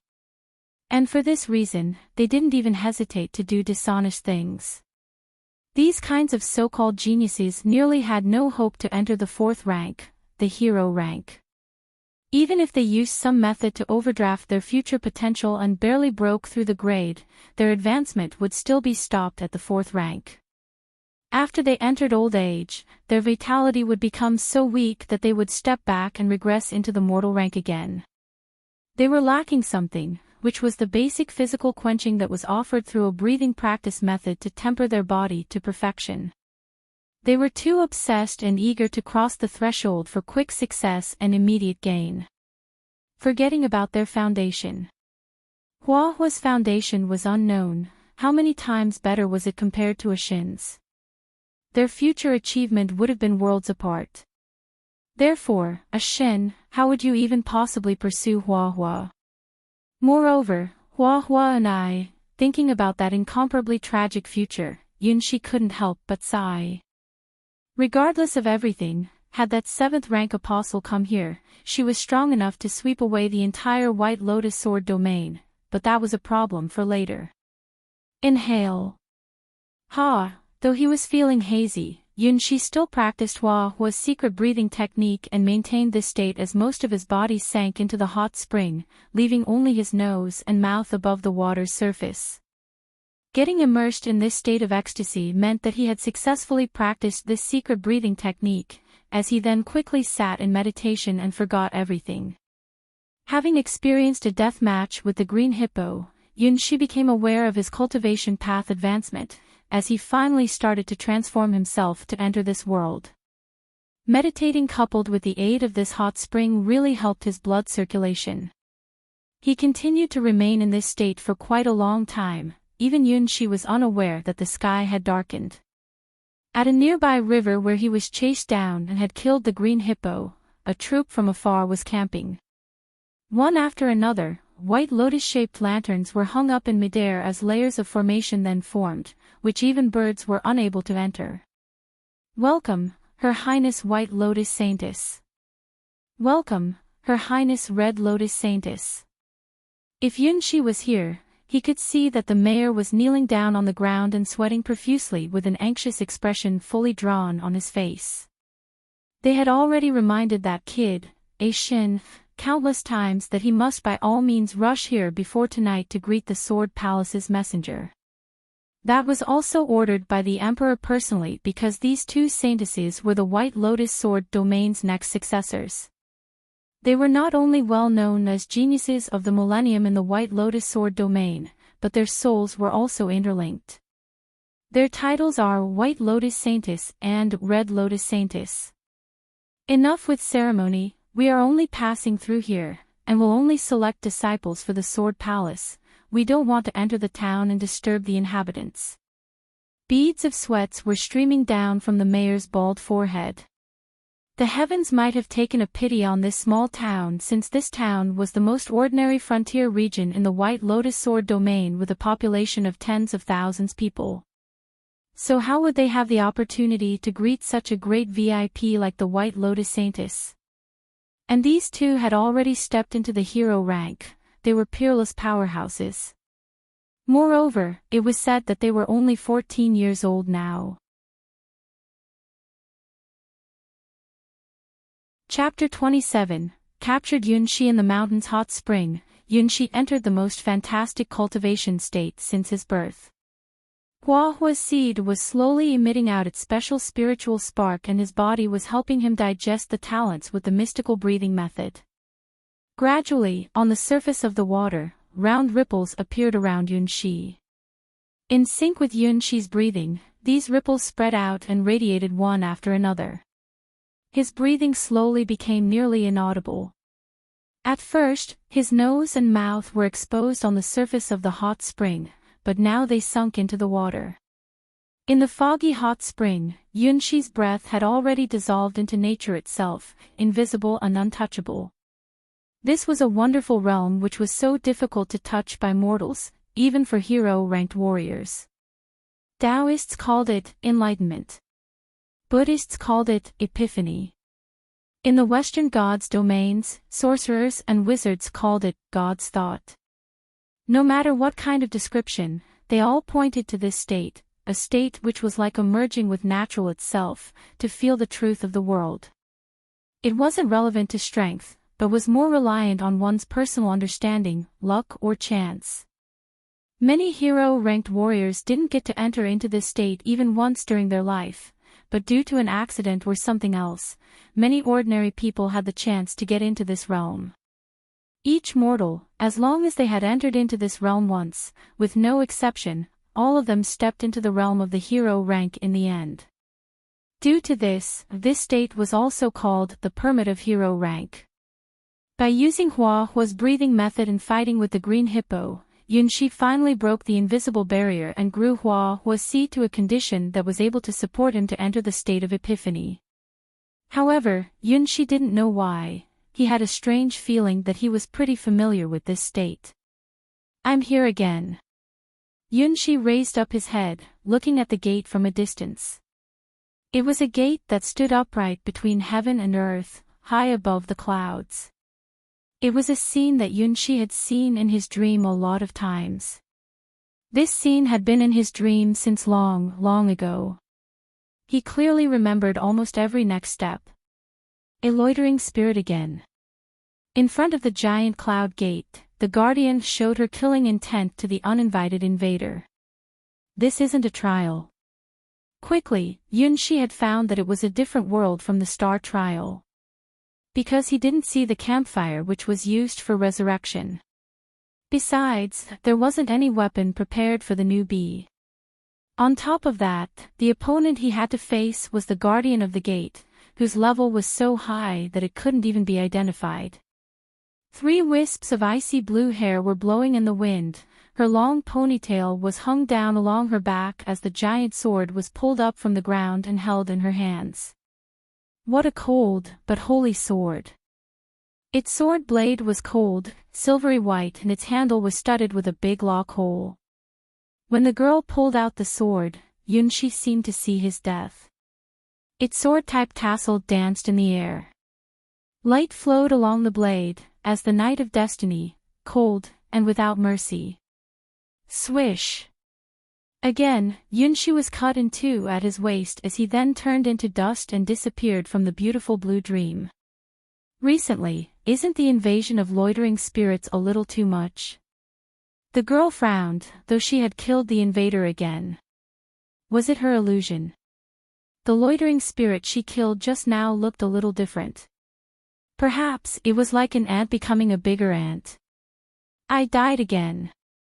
Yunshi depressingly opened his eyes and found that he was in another completely different world again. What a big tree. Maybe it was hundreds of meters tall. He couldn't see its top even if he raised up his head. What a giant stone! Each stone was almost a dozen times bigger than his own body. As for the mountain, it looked as if it was tens of thousands of meters tall. What a wide and vast river! Was this the kingdom of the giants? How many people would be drowned in the river since it was so deep? What a short and small paw, paw. Yunshi speechlessly raised his head and looked at his own hand, a furry, soft paw. Then he looked at his inverted image in the river. What a cute, unbelievably pitiful little golden dog. The most important thing was that he was quite familiar with the little golden dog. Mayor. Touching his own furry small face, Yunshi questioned his star fairy. Master. Mayor's happy voice appeared in Yunshi's heart, no, in her own heart. Tell me, what's going on now? Yunshi felt strange in his current visual angle and body. He finally understood. The world was so big and dangerous in the eyes of the little golden dog. Master, you probably unconsciously occupied my body while you were practicing. Master, don't worry. You will naturally return to your body after you finish your practice. My body is Master's possession from the beginning. Mayor didn't feel uncomfortable seeing that her body was occupied by Yunshi. If so, it's not that bad, Yunshi slightly breathed out a sigh of relief. Since it was temporary, he could bear it. As Yunshi tried to control Mayor's body to walk back to himself, he heard an unfamiliar girl's voice. There is a lonely little golden dog. It's so pitiful. Sister, can we pick it up? No. Wandering dogs are dirty. It will stain your clothes. If so, let's help it take a bath. What a cute little guy. It must have suffered a lot during its wandering life. Oh, right. The mayor told me that there is a hot spring. Not good. Yunshi had a bad feeling. He immediately spread his legs, planning to run away. He started Huahua's seed. Unfortunately, the body he controlled now belonged to the little golden dog. Even if Huahua's seed was great, it was also impossible to let a golden dog run like a human. Moreover, even if Yunshi was controlling his own body now, it was also a waste of effort to try to run away. Because the girl who was ready to catch Mayor was far more powerful than Yunshi's imagination. You always make me sigh. Okay, I will do it for you, but just this once. The sister's voice was a little helpless, but also spoiling. Then, Yunshi found that, though he was trying his best to run away, he was going backwards, as if time was turning back. At first, the river was flowing at a great speed. But now, an enormous power forced it to flow backwards. Tens of thousands of tons of river water rolled to the sky with countless fish and prawns. For an instant, the boundary of the sky and earth became a little ambiguous. Countless whirlpools swept across Yunshi. They stopped his escape and finally made him fall onto a snow-white small palm. It was a seemingly soft and small palm. It just softly waved, then reversed the flow of tens of thousands of tons of river water and rolled the air streams between the sky and earth. It was this incredible scene that successfully caught Yunshi. White Lotus, got it. Great. You're the best, sister. Chapter 28, The Dangerous Sisters Struggling and Struggling. Yunshi was desperately trying to get away from the warm embrace and escape. Unfortunately, it seemed to be an absolutely impossible task. Because the one who was holding him now was the young girl who just casually waved her hand and made the river flow backward, creating a powerful vortex that blasted him out to the world. This was not the power any mortal grade could have. It was even stronger than Huahua, who could possibly be said as the strongest sword arts genius in the mortal grade. A sharp blade can cut steel, but it absolutely could never roll up a storm. This extraordinary force was beyond the limit of a peak third-rank mortal grade. Only one who had entered into the 4th rank, a hero rank powerhouse, would have this kind of ability. No matter if it was one to the 2 big mainstreams in the Eastern God domain, the swordsmen or the Taoist priests, or to all other practitioners without the God domain, this rank was regarded as the most important step. Below the 4th rank, beasts such as the green hippo could only train its flesh and blood to the limit. However, if one wanted to break the limitation of the flesh and blood, he must enter a higher domain, which was known as the hero rank. Ah woo. After desperately struggling for a while, Yunshi had to admit that even if he had the power of Hua's seed, it was useless. The opponents were just too strong. It's strange, this golden dog seems to be. The young girl who waved her hand and captured Yunshi smelled the bleached golden-haired puppy dog's flavor and revealed a puzzled expression. It's not an ordinary golden hair, it seems like the Western God domain's golden fur princess. How could it be possible? This is the White Lotus Sword domain. The golden fur princesses are spoiled since birth in the Western God domain, so how could this one stray into the wilderness? The younger sister said while her bell-like laughter sounded. It was delightful and pleasant to the ears. Pooh! With great difficulty, Yunshi finally drilled out from the cage and looked up to the pair of sisters that seized him. He couldn't help but look expressionless. These 2 sisters had black and straight long hair, but their clothing and personal adornments were miles apart. The sister on the right wore red gemstone hair ornaments, with red petals like maple leaves, and was gorgeous and unrestrained. She was wearing some kind of witch clothes which were inscribed with a sword and flames similar to the dazzling burning flame of a red lotus. The sister on the left wore white crystal hair ornaments, with crystal clear petals just like the ice, depicting a snow lotus, looking sacred and graceful. She wore almost exactly the same clothing design as her sister, but inscribed on it were pieces of lotus leaves, the white lotus. Red lotus and white lotus. It was precisely the best way to depict their portrayal. It wasn't just their clothing and personal adornments, but their features were also very alike. Seeing them from this too close of a distance, these 2 looked almost exactly the same. But how come there seemed to be something that was not quite right when looking at them? From Mayer's angle, there was some kind of strange sensation that he couldn't tell from these 2 sisters. Then how would you explain this feeling? The older sister raised Mayer's small body as she guided the younger sister's hand to repeatedly stroke Mayer's body up and down. Not even the most shameful part was left out from their touch. I cannot marry anymore. Having been played like this, Yunshi could only feel a kind grief and have mixed feelings.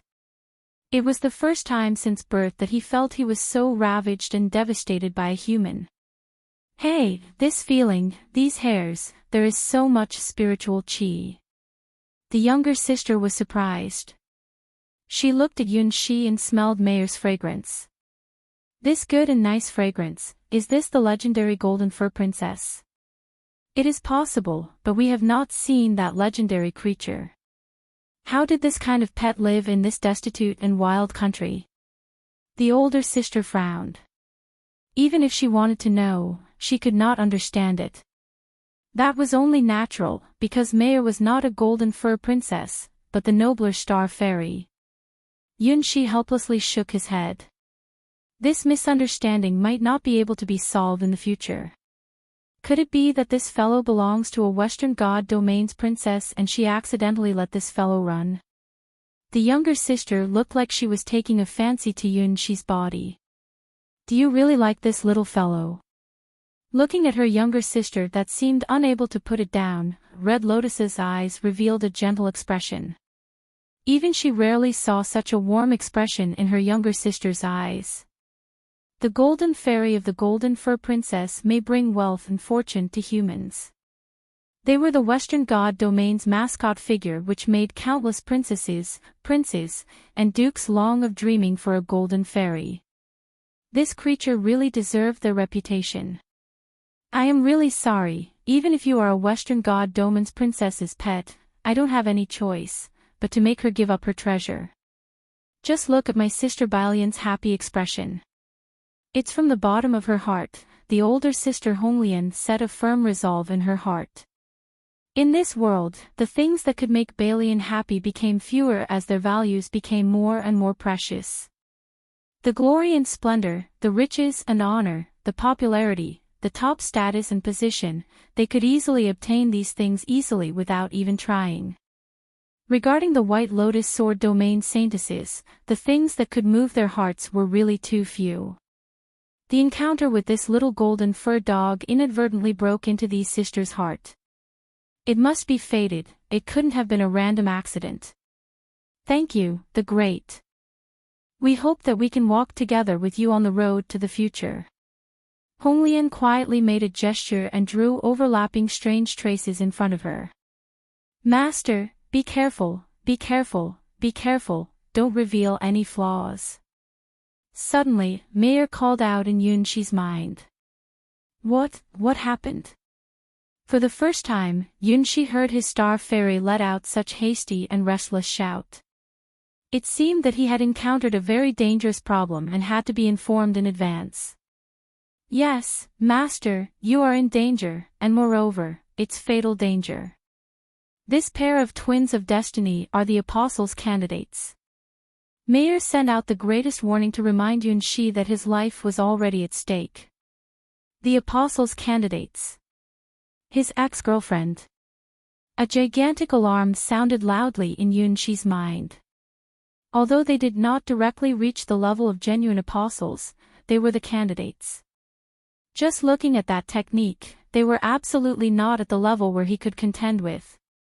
These two were true hero rank powerhouses, they could reverse the river flow with a wave of a hand. An existence that could create a fearful tornado vortex. Moreover, the hero rank. Yunshi suddenly looked up and watched the twins, an outlined impression instantly floated in his heart. Yes, it was them. The same as Ishin's green hippo that was selected by the stars as his first smelting trial to reach the final goal in the love system. Back then, he had used a kiss to wake the sleeping beauty that was in a deep slumber in the deepest part of the forest. It turned out that the sleeping beauty was not a person, but a pair of twins. Ah. Chapter 29, Their Secret. Let's go. It's a rare opportunity for us to visit a hot spring. Red Lotus waved her small hand. The twins witches were naturally suspended in the air, flying to the mountain like a pair of swallows. Flying. Even among the hero rank strongest, there weren't too many people who had mastered this ability. Except for some races who were born with wings, those at hero rank who could fly freely were clearly a terrible presence. Be careful, Master. You are no match for them now. They're a pair of twins who are cursed by destiny, Mayer carefully warned Yunshi not to be found. A pair of twins who are cursed by destiny. Through Mayer's eyes, Yunshi looked at the flying pair of saints and felt something was wrong with their bodies. Inside the mountain fog, the twins quickly arrived at the hot spring. It was a specialty only the townspeople knew of. Not good, not good, not good. Yunshi peeped in a narrow corner of the hot spring with sweat dripping. His body was there, in meditation. If the twins found him, he didn't need to consider if he would die, but how he would die. No matter if it was the elder sister, Red Lotus, or the young sister, White Lotus, they could kill him easily like crushing an ant with a finger. The absolute distance between their strength wasn't something that could be filled by using only 20% of Hua seed. Red Lotus and White Lotus. They were the apostle candidates of his ex-girlfriend. They were the powerful terrible warriors that Yunshi had ever seen. Scanning in front of the hot spring, the elder sister Red Lotus lifted her forefinger. A spirit light scanned the area and exposed the view of the hot spring. Nothing special. Seems there is a first-rank turtle. Ignore it. Red Lotus looked at Yunshi's location. Her spirit light told her that it was a slow-breathing, unmoving first-rank creature. It didn't have any life wave. Perhaps it really was a turtle. Only this kind of creature could make their breathing and heartbeat close to zero, but still kept their life waves soft and gentle. Let's bathe our little golden dog. The young sister White Lotus held Yunxi in her arms with a happy smile. Wait, all-seeing, my red lotus sword. On Red Lotus's fingertip appeared countless of light points as they converged into a deep red light sword suspended in the air. Centered in the sword light, within 1 kilometer, no birds could fly in. If any visitor wanted to come in, he had to first break through the light sword. After getting prepared, Red Lotus snapped her fingers. Who knows what material their fantastic garments were made of? After Red Lotus's snapped, it turned into countless soft, silk threads. The red silk threads were like hot flames, filled with a fiery aura. The white silk threads were like unmelted ice and snow, bringing cold air. 2 kinds of fantastic silk threads knitted together and constituted 2 unique holy vestments which Yunxi had never seen before. They were enchanted with various kinds of special abilities. After taking off their vestments, the twin witches exposed their snow-white skin and slender, graceful bodies. Just like the sleeping beauty Yunxi saw in the dark forest. Their ice-like skin and flawless soft necks were so graceful and mellow. On their beautiful, gem-like bodies, stood exquisite and smooth nipples. Their slender body contour perfectly shrunk down to 2 points, showcasing their sexy pink fruits that lightly swayed in front of Yunxi's eyes. White Lotus's mellow body curved through her 2 peaks, then through her smooth little belly, till it stopped at her slim, but whippy waist. It was exquisite like jade, but also gave people a good hand feel. From her slender waist till the bottom of her stomach, her beautiful body curve finally stopped at her slim long legs. After taking off the white socks, her white, beautiful and soft little toes were incredibly cute and beautiful. Her jade-like little pink feet were smooth and glossy. Her 5 small toes curled up together. The back of her feet were fine and smooth. Her ankles were slender. Her entire feet was so soft, it was seemed to have been made from soap. Red Lotus reached out her hands and gently grasped her sister's round heel, then tickled her soles. Ah ha ha ha, sister, no. While holding Yunxi in her arms, White Lotus kneeled over in laughter. Her feet felt unstoppably itchy, as she kicked and splashed the water. Hey, it's a punishment for your stubbornness. It's not an easy game to feed a little dog. Besides, I think this little golden dog has a master. After teasing the sensitive body of her shy sister, Red Lotus raised up Yunxi. Her eyes became more certain. As expected, you are a golden fairy. Why do both Hua and you think that Mayer is a golden fairy? Yunxi muttered and peeped at the location of his own body. Clothes. They were too close to his body. Originally, it wasn't a big hot spring. Once the twin witches paid a little attention to that corner, he would be exposed. In this case, even though he didn't like it, he still needed to play his role as a little dog. Struggle, struggle, struggle. In order to save his own life, Yunxi tried his best to attract the twin witches' attention to the little golden dog. Don't move, little dog. Let me help you bathe. The younger sister White Lotus was seemingly the gentle and kind one between the twins. She took over Yunxi from her sister's hands again and began to carefully wash the little golden dog's body. Wait, their bodies. Finally, Yunxi noticed why he felt that they were strange from the beginning. They weren't just inseparable, but always held their hands at any time. No, they weren't just holding their hands. Their hands were really joined together. Red Lotus's left hand and White Lotus's right hand. The left side of Red Lotus's body and the right side of White Lotus's body. Between them, some kind of diaphanous silk thread joined them together. Yunxi had thought that they were holding hands, but in fact, it was just his misconception because their clothes were naturally connected together. Within these silk threads was a kind of spirit light which made Yunxi feel uncomfortable. There was even blood flowing inside it, permanently binding the twins together. The twins cursed by destiny. Yunxi remembered Mayer's words. So, this was their curse, the proof of the twin saints. White Lotus and Red Lotus were inseparable. Chapter 30. Poisoned Saintess. Ah, so comfortable. This hot spring is great. After teasing her sister's toes, Red Lotus stretched her body. Seeing her pair of rabbits swaying, Yunxi almost failed to keep his composure.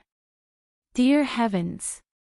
Since the summer his sword skill teacher taught him that lesson, he had never experienced this kind of gentleness. He didn't even know where he should put his eyes on in front of the pair of twins.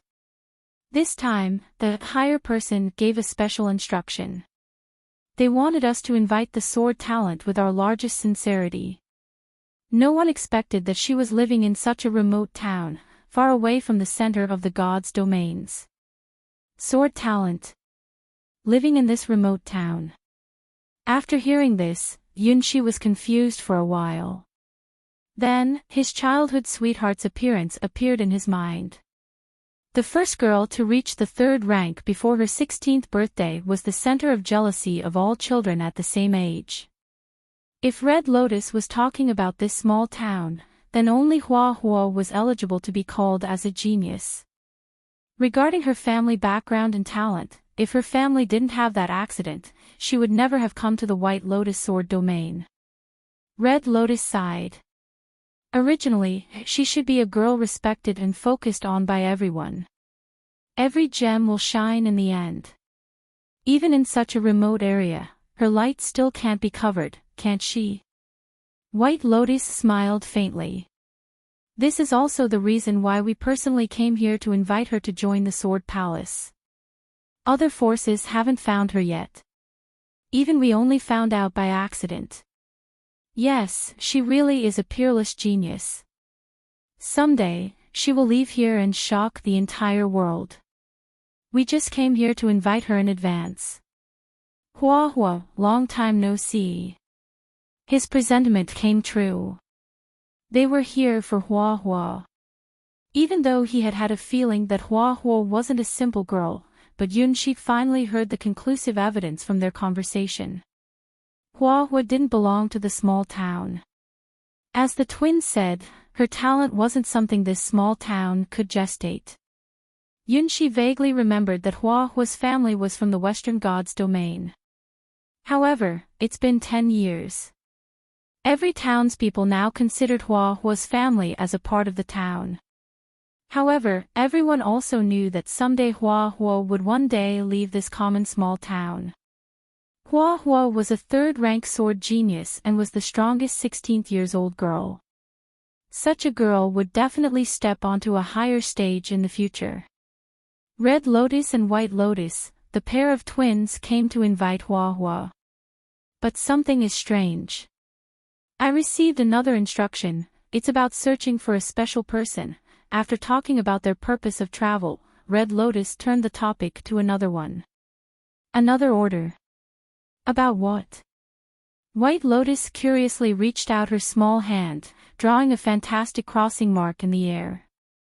It didn't have any explicit direction. They just asked me to pay attention to this area, looking for some upstart geniuses. Especially a liar who appears suddenly, seems very honest, but in fact, likes to flirt with women. Anyone who finds him can give up any other mission and order all the apostles to alternate and hunt this liar down at all costs. The priority of this instruction is incredibly high. What kind of liar can make them issue such an order at all costs? Red Lotus was also surprised by it. After she became the apostles' candidate, she never saw such a high priority order. In her imagination, the liar must have caused an unforgivable trouble. Even that presence lost her temper and issued a fatwa. 1. Tisk tisk, the liar will die miserably. White Lotus could imagine that once the person was found, a miserable ending would be waiting for him. I'm afraid the liar isn't an ordinary person, since it was that presence that issued the fatwa. If we find him, we might have to fight with all our strength. Red Lotus's eyes showed that she was serious. The liar, did it mean? Sweat streamed down Yunqi's face. He finally understood what the highest warning mayor said meanly. He was just a first-rank swordsman, but the twin witches were at the hero rank. If they found him, he would get to know the meaning of despair. Sister, let's forget these boring things. Let's talk about our dream. White Lotus seemingly had no interest in battles and chases, but girlishly remembered the interesting thing they met not long ago. Ah, I won't listen, I won't listen. That nightmare. It's the shame of a lifetime. Once her sister spoke of the dream, Red Lotus's face turned red. I won't admit it. As the Red Lotus Saint, the owner of the Holy Sword, how could I have such a shameless dream? I am not that kind of person. Yes, it was impossible. Unreasonable. She put her mind to cultivating, defeated all opponents with her sister, reached the position as a saint, and garnered attention from that supreme presence, obtaining the identity as the apostle's candidate. Would she have such a girlish dream? It was extremely ridiculous. In the dark forest surrounded by brambles, she was kissed by an unknown man. It was the biggest shame in her life. She didn't even remember the man's face. Giggle, I don't think it's a bad thing. After all, sister, you are a girl. It's not strange to have a dream about falling in love. In the dark forest, the cursed beautiful princess fell into a slumber, but was finally woke up by her destined prince's kiss. What a romantic story. Ah, why didn't I stop you? Otherwise, at least, I could see the prince's face. Unlike her serious sister Red Lotus, the young sister White Lotus's eyes were full of a girlish, dreamy atmosphere. Prince, where are you, my prince? For you, I'm willing to be the cursed princess, sleeping in the dark forest and waiting for your arrival. I believe someday, you will come to me just like in the dream, take my hands and kiss my lips. Do you know after that, in my dream, I met with you every day. Red Lotus eyes gazed at White Lotus, as if this was the first time she recognized that her sister was so unreliable. Ah, yes. Unlike other people's imagination, in fact, the honorable, mysterious White Lotus Saint was a fantastical girl who liked to read romantic novels of the Western gods' domains, and was addicted to the stories about princesses and princes. Commonly, people called it, the pubescent girl indulged in love. One fatwa is just an old term for decree or command. Chapter 31, Turtle Catching the Dark Forest, the Sleeping Beauty, and Their Kiss. How could they possibly remember it? Stars. Couldn't you erase their memories more cleanly? Now, he was really in a big trouble. Yunqi heard the whisper of the twin witches with sweat covering his face. He found that he underestimated the impact of the stars' trial. No matter if it was Hua or the pair of Saints, once he was to be exposed, he would have to face a miserable end. Don't think so much. I won't agree with you falling in love with anyone. Tempering our strength and becoming stronger so that finally, no one can control our fate. This is the only thing we should focus on. Love is just a kind of temporary illusion. Red Lotus firmly denied her sister's dream of love. They were the pair of twin witches who were doomed to be the possessor of the treasure of the White Lotus Sword domain. They had no time to play love games. You're wrong, sister. Love always comes suddenly, just as you didn't expect that you would have such a romantic dream, right? White Lotus reached out her hands and pressed her chest. Till now, my heart's still pounding. This feeling is so strong, it must be the so-called love at the first sight. My prince, he appeared. Even so, it's just your imagination. Loving a person in a dream at the first sight. I don't know how to appraise your mind. Red Lotus said with a grumpy tone as she looked at her sister falling into an illusion. What was going on? It was just an ambiguous and absurd dream, but her sister suddenly fell in it, as if she was being possessed. After waking up from that dream, she always talked about the prince in her dream and even vowed that she would have a wonderful meeting with her dreamy prince. My sister, you are too naive. She worries that if she didn't take care of her, her innocent sister would be beguiled by some malicious people in the blink of an eye. But, if I'm in love, won't sister be lonely? White Lotus winked her big innocent eyes, worrying about her sister, whose personality was so strong that she couldn't possible to fall in love with anyone. If you fall in love with someone, if that's true, I will be in a big trouble, as she slightly imagined what would happen if someone cheated her sister and made her fall in love. Red Lotus was thrilled, as she then looked at their joined hands with a mixed feeling. They were a pair of twins linked together by fate. In the meanwhile, they were also a pair of cursed twins. Since they were born, they were joined together. Hand in hand, both halves of their body, they were linked together by incredible lines. They had these invisible lines since their birth. It gave them superior talents and made them hero-rank warriors while they were still 14 years old. Equally, these invisible lines also bound them together. It made them unable to leave each other. Their breathing, heartbeat, and cultivation methods were all closely linked to these lines. Even at the time the Overlord paid attention to them, she also clearly told them that they couldn't cut off the lines. If they used brute force to cut off these lines, both White Lotus and her would die. Because their souls, the source of their life, were closely linked together through the lines. They shared the same fate, they would live and die together. They were the eternal twins, they were the cursed twins. Theoretically, humans couldn't reach hero rank before 16 years old because their immature bodies couldn't bear the power of the hero rank. But they could because they shared each other's strength and could merge each other's different properties of power. They were like the great way of yin and yang. Red Lotus was yang and her sister White Lotus was yin.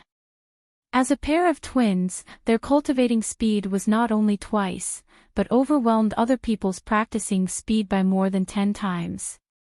This ability made them the presumptive master of the White Lotus sword domain in the future, though they were only 14-year-old juveniles.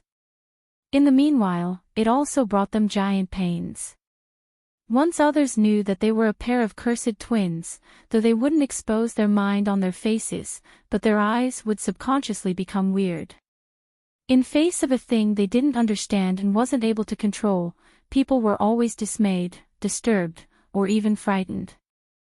Long, long ago, she had understood that she had to become strong, far stronger than anyone else.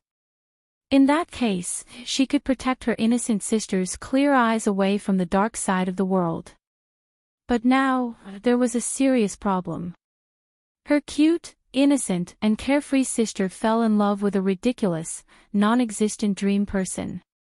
Oh, gods, what was wrong with her?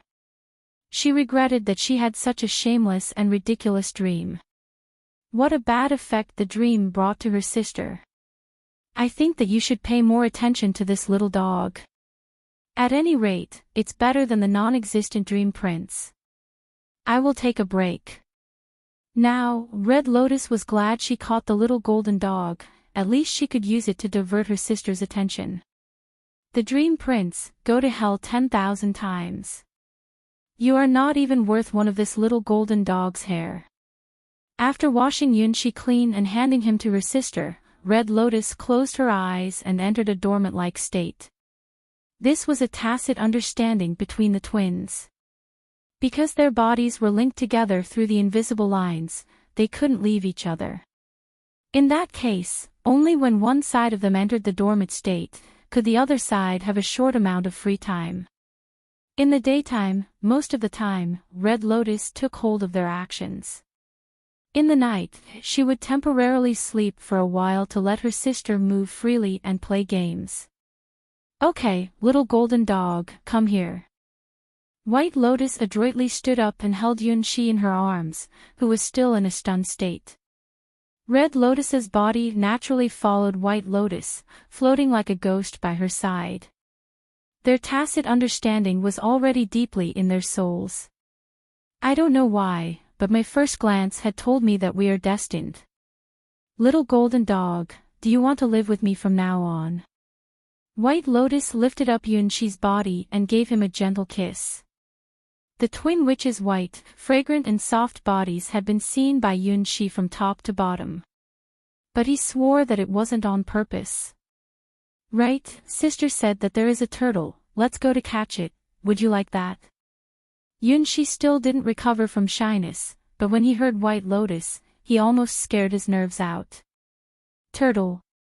Turtle.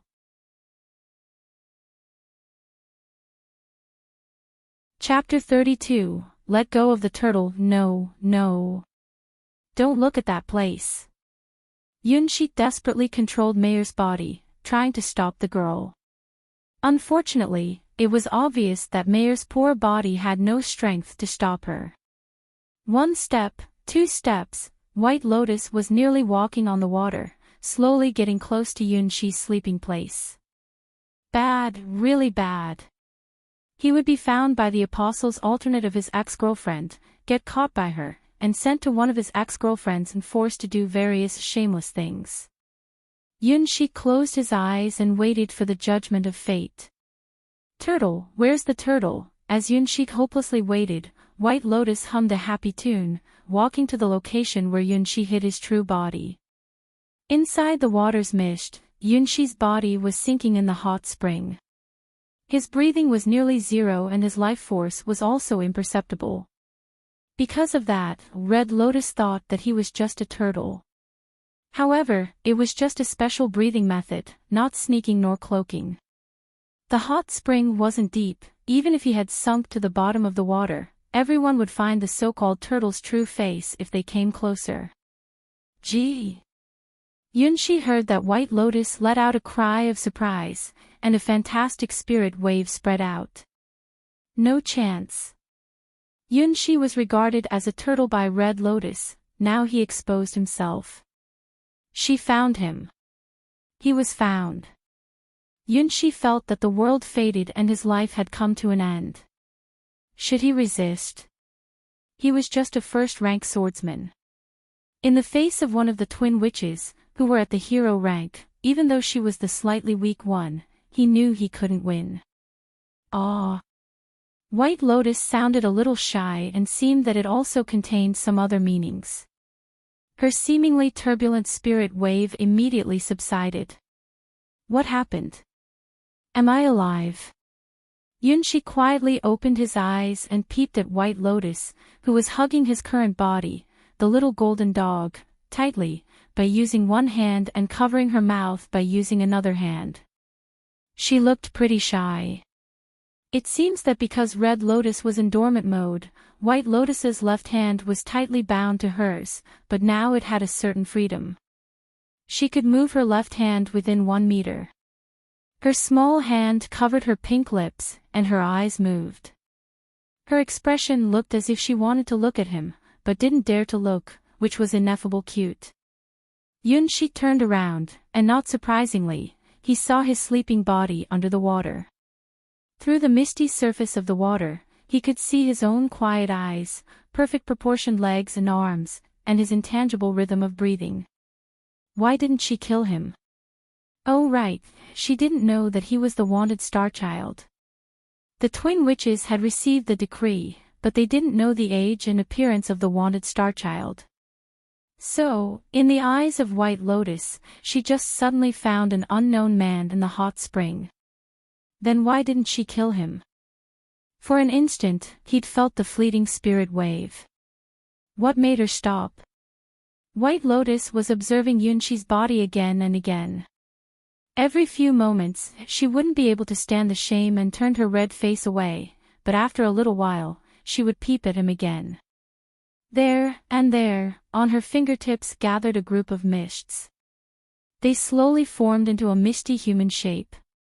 Contrasting the first character, 100% perfect. Contrasting the second character, 100% perfect. Substituting, judging and locking on all the elements.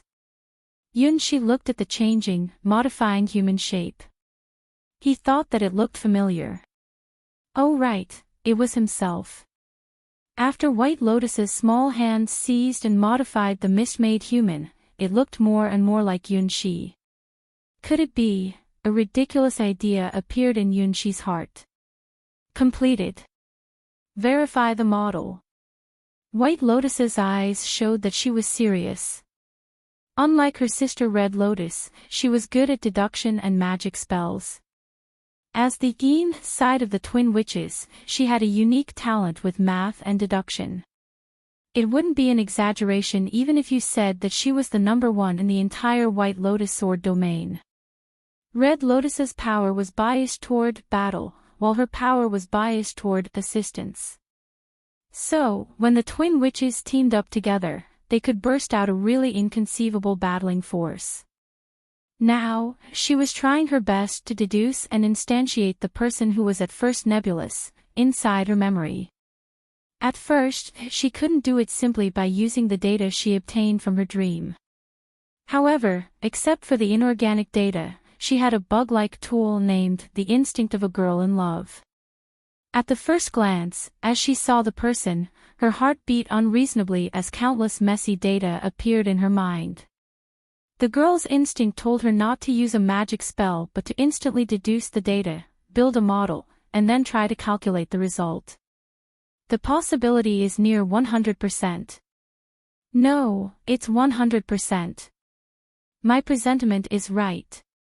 Someday you will come to me like a gift dropped from the sky. Just like the story goes on, you're my own prince. Hugging Yunxi's body, White Lotus blushed like a sunset cloud in the summer. I found you. You are mine. My dream, the number one prince in the world. Too bad, she found about that. Yunxi sighed about his bad luck as he choked due to the girl's 2 white mountains. It was just a dream made by the stars. And the stars had blurred his face in the dream. Girl, why are you so incredible? How could you figure out that the damn turtle was your prince simply by calculating the data of my body shape? Apparently, they only met each other once in the dream of Sleeping Beauty's kiss. It was hard to imagine that as a hero-ranked twin witch, she was so nervous to the extent that it troubled her breathing. Being hugged in front of her chest, Yunxi could hear her strong heartbeat. Sister, I'm sorry. But only this, I can't give you. Because I found him first. Even if you are my sister, I want to take an advance on you. Sister, didn't you say that you hated the prince? So, you won't mind I take one step first, right? The girl cheered for herself, then with a fearless expression, she hugged Yunxi in her arms, walking up to his body step by step. Bang! Bang! The girl's heartbeat echoed aside Yunxi's ears, shy, but soaring, firm, and excited.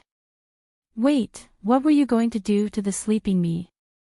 Why do you look so nervous, excited, as if you were preparing to commit a crime? Let go of the turtle.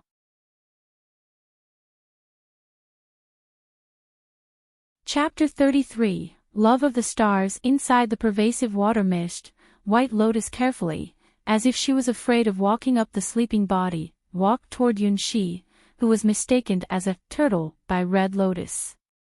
My prince. My destined lover. No, you are mistaken.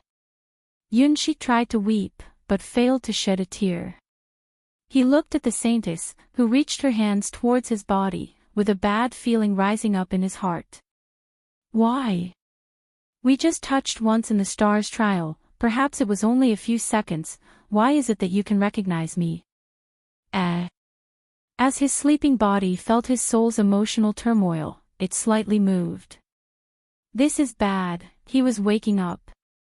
Though his soul was still inside Mayer's body, but he could clearly feel that his integration with the gold dog would face the end. This time, his enlightenment had already perfectly finished. Even if the twin witches didn't come here, it wouldn't have been long before his self-awakening. This timing was extremely bad. Dimly, the bright light of the stars softly stroked Yunxi's soul to take him back to his own body. Yunxi woke up. Soon after, he opened his eyes, and before he could do anything, his lips were gently blocked by some soft stuff. The taste of white lotus was a familiar one. However, this time, it wasn't the prince waking up the sleeping beauty with a kiss, but the younger sister of the twin witches waking her prince by her kiss. Everything was reversed. The girl kissed Yunxi's lips. Inside the diffused water mist, Yunxi clearly felt the fragrance of white lotus's lips and her virgin breath. Do breaths have virginity? Though this was the first time she did this kind of thing, but White Lotus had read hundreds of romantic novels from the Western gods' domains. Naturally, she made it to the next step. Her soft small tongue easily broke through Yunxi's teeth. She sucked his tongue, tightly tangling their tongues together. Yunxi just finished his state of integration with nature, his body was in its most sensitive state. White Lotus's teasing immediately made him fall into a passionate kiss. Compared to their kiss in the dark forest, the kiss now was hotter. She didn't seem shy at all, such an impassioned girl. Gee! When White Lotus found that Yunxi had woken up, remembering what a shameless thing she was doing, her entire small face turned to red. No, that wasn't the worst, because she finally recognized her appearance in Yunxi's eyes. Yeah. With her snow-white small hands, she hurriedly waved. Thousands of silver silk threads flew in the air, weaving into her holy and inviolable White Lotus vestment. However, White Lotus forgot to weave her sister's vestment. Red Lotus was still silently floating beside her sister, nude like a newborn baby, not knowing that her wonderful body had been seen by Yunxi from top to bottom. Well, after being awakened by White Lotus's kiss, Yunxi felt as if there was heat flowing through his entire body. It was absolutely not the heat from the hot spring. Prince, sister. White Lotus covered her small lips with surprise and happiness on her face, then realized that her sister was still naked. She hurriedly helped her sister put on her Red Lotus vestment. You saw it. You saw it. White Lotus gazed at Yunxi with a crying-like pitiful look. She had no more words. In fact, I came here first. Yunxi guiltily raised up his hands. He wasn't a pervert who would peep on girls bathing. I know, Prince. White Lotus shyly pinched her fingers, not daring to look at Yunxi's face. Just now, she gathered all her nerve to kiss her prince. She didn't expect that the sleeping prince woke up do that, just like the fairy tale said. It must be decreed by fate. In her dream, the prince's kiss woke her up. However, in the real world, her kiss woke up the prince. Right now, what should her expression be? In fairy tales, after being awakened by the prince's kiss, the princess would fall in love with the prince. In the real world, after awakened by her kiss, would it be the same for the prince? Too much anxiety made her heart almost jump out from her chest. Was this the so-called love? Shyness, anxiety, excitement, and thrill. Various emotions mixed together, her head almost broke. She could even measure the orbit of stars, but couldn't even find a date or formula to deduce her current mood. What should she do? What expression should she show? Now, her expression must be very, very ugly. Wee. Sorry, I'm not a prince. Yunxi sighed and shook his head. He felt lucky that it was the younger sister of the twins that found him. If the terrible elder sister found him, Yunxi slightly imagined the scene and couldn't stop himself from trembling. The elder sister Red Lotus hated love and didn't mind anything. If she were to find him, the turtle. After mincing the turtle, would she steam, braise, or stew him. No, you're my prince. White Lotus raised up her head as persistent lights shined inside of her eyes. You don't know this, but I have seen you in my dream before. It was you, kissing us to awake us from the infinite darkness. Even though I know nothing of true love, I know it's our fate. You're the prince of my sister and me. Yunshi dumbly looked at the White Lotus Saint, who was so innocent to believe that the dream meant destiny. He couldn't say the truth. He couldn't force it out of his mouth. The dream was the trial the stars arranged for him. You, the green hippo, and his childhood sweetheart, Hua Hua, were involved in his dream by the stars. How was it possible to tell her this truth? Should he tell her, the young sister of the twin witches, one of the apostles' candidate, that he was the star child who was wanted by the four overlords? Even if he wanted to die, it wasn't an acceptable choice. So, he couldn't explain, couldn't say, that the girl's dream of a lover was just a byproduct of a trial. The great stars, why? I'm just an ordinary person. It's true. Look, I live here, a small town. I'm a third-rank baker and first-rank swordsman. You must be mistaken. I'm not your prince. Now, Yunshi had to firmly deny her words. Ah, you live in this small town. I knew it was fate. White Lotus's eyes sparkled as if there were stars shining in them. They must be the lovely stars named Love.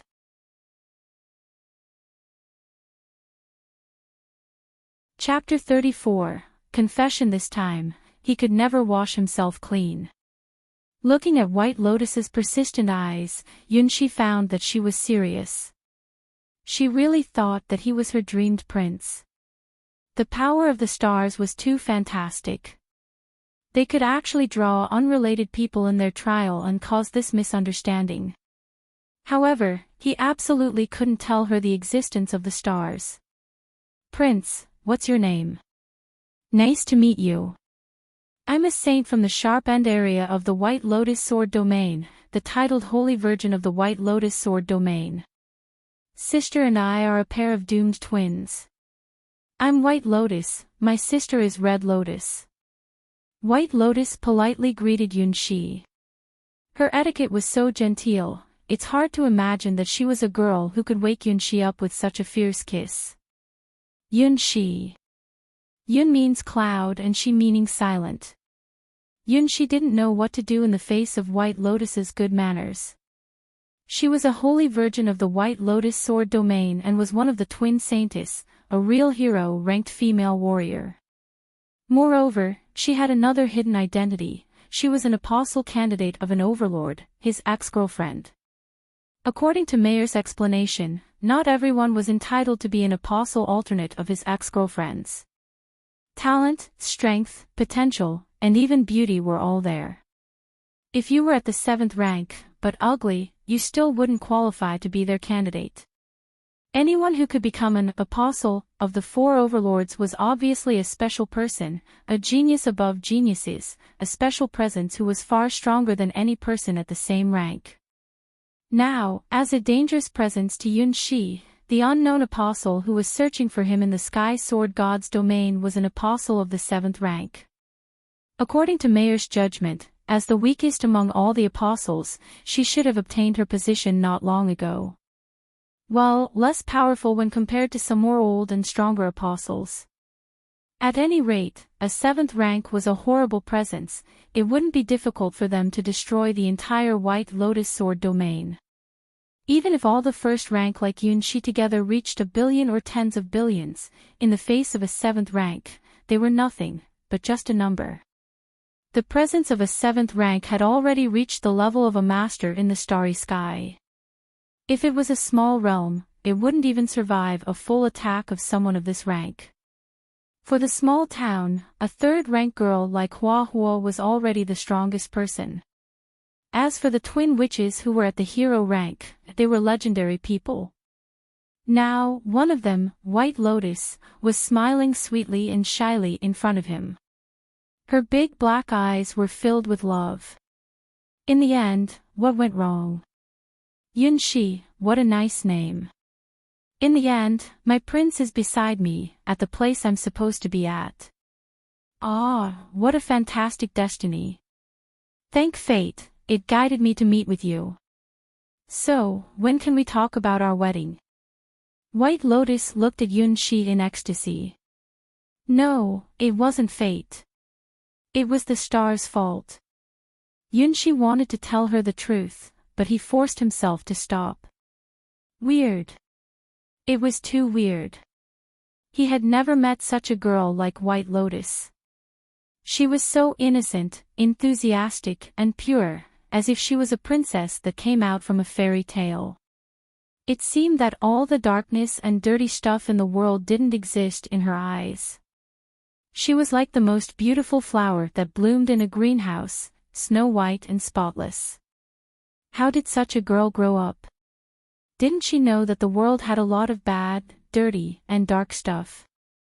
It was just a kiss in the dream. She'd thought that he was her dreamed prince. She even started to design their wedding. The process was too fast. Cough. Your Honorable Holy Virgin, please stop mocking me. I'm not a guy who deserves your love. Yunshi said the truth seriously and nervously. Why? White Lotus looked at Yunshi with a puzzled and doubtful look. Because I'm just a baker, and you're a holy virgin of the White Lotus sword domain. Yunshi tried to point out the differences between their identities by using a simple method. Anything wrong? White Lotus cocked her face with an expression of, I don't know what you are talking about. It means that the gap between our identities is too wide. We can't live together. Yunshi looked at the innocent White Lotus, trying to weep. What was she taught? Wasn't she taken care of too well? What's the matter? I like Prince, and Prince just needs to marry me. White Lotus didn't understand because she never needed to understand these kinds of things before. Since her childhood, she could almost get everything she wanted. Her sister and she were born as the best witches in the White Lotus sword domain. From her childhood, she didn't need to worry about food or clothes and everyone took good care of her. Her fate made her focus on reading books, deduce, and to be her sister's supplementary. She was already the perfect White Lotus Holy Virgin in other people's eyes. She didn't understand because her life was so perfect. Under her sister Red Lotus's protection, she grew up innocent and pure. She believed the fantastic fairy tale stories and dreamed of a dreamy love in reality. Due to her sister Red Lotus, no man dared to reach their hands toward the twin witches. Because her sister Red Lotus had a slight case of androphobia, she never allowed others to get close to them casually. Until that day. Her sister and she had the same dream. It was a fantastic dream, just like her favorite fairy tale story said. The prince came from a faraway kingdom, broke through brambles and thorns to find the princess who was sleeping in the dark forest, and woke her up with a kiss. In the dream, her sister and her were awake the whole time. She even vaguely felt that the prince tore the brambles away from them and finally met with her. The kiss was the first kiss for White Lotus and Red Lotus both. Love at first sight, it must be like that. When she opened her eyes, for the first time she stayed in the same body with her sister, she saw her prince. At that time, she'd understood that this was the so-called destiny. She finally encountered her prince, as dramatic as the fairy tale stories. Prince. Her prince. Identity, race, circumstances of birth, and strength aren't problems. I believe that we can overcome all difficulties to stay together. My prince, trust me, my heart will link up together with yours forever. No matter whoever comes to stand in our way, my heart will never change. Even if that means that I have to fight against the whole world. I love you. Please marry me, prince. Oh, that was not the problem. Yunshi wanted to cry. You are an apostle candidate. You are my enemy, your honorable White Lotus Holy Virgin.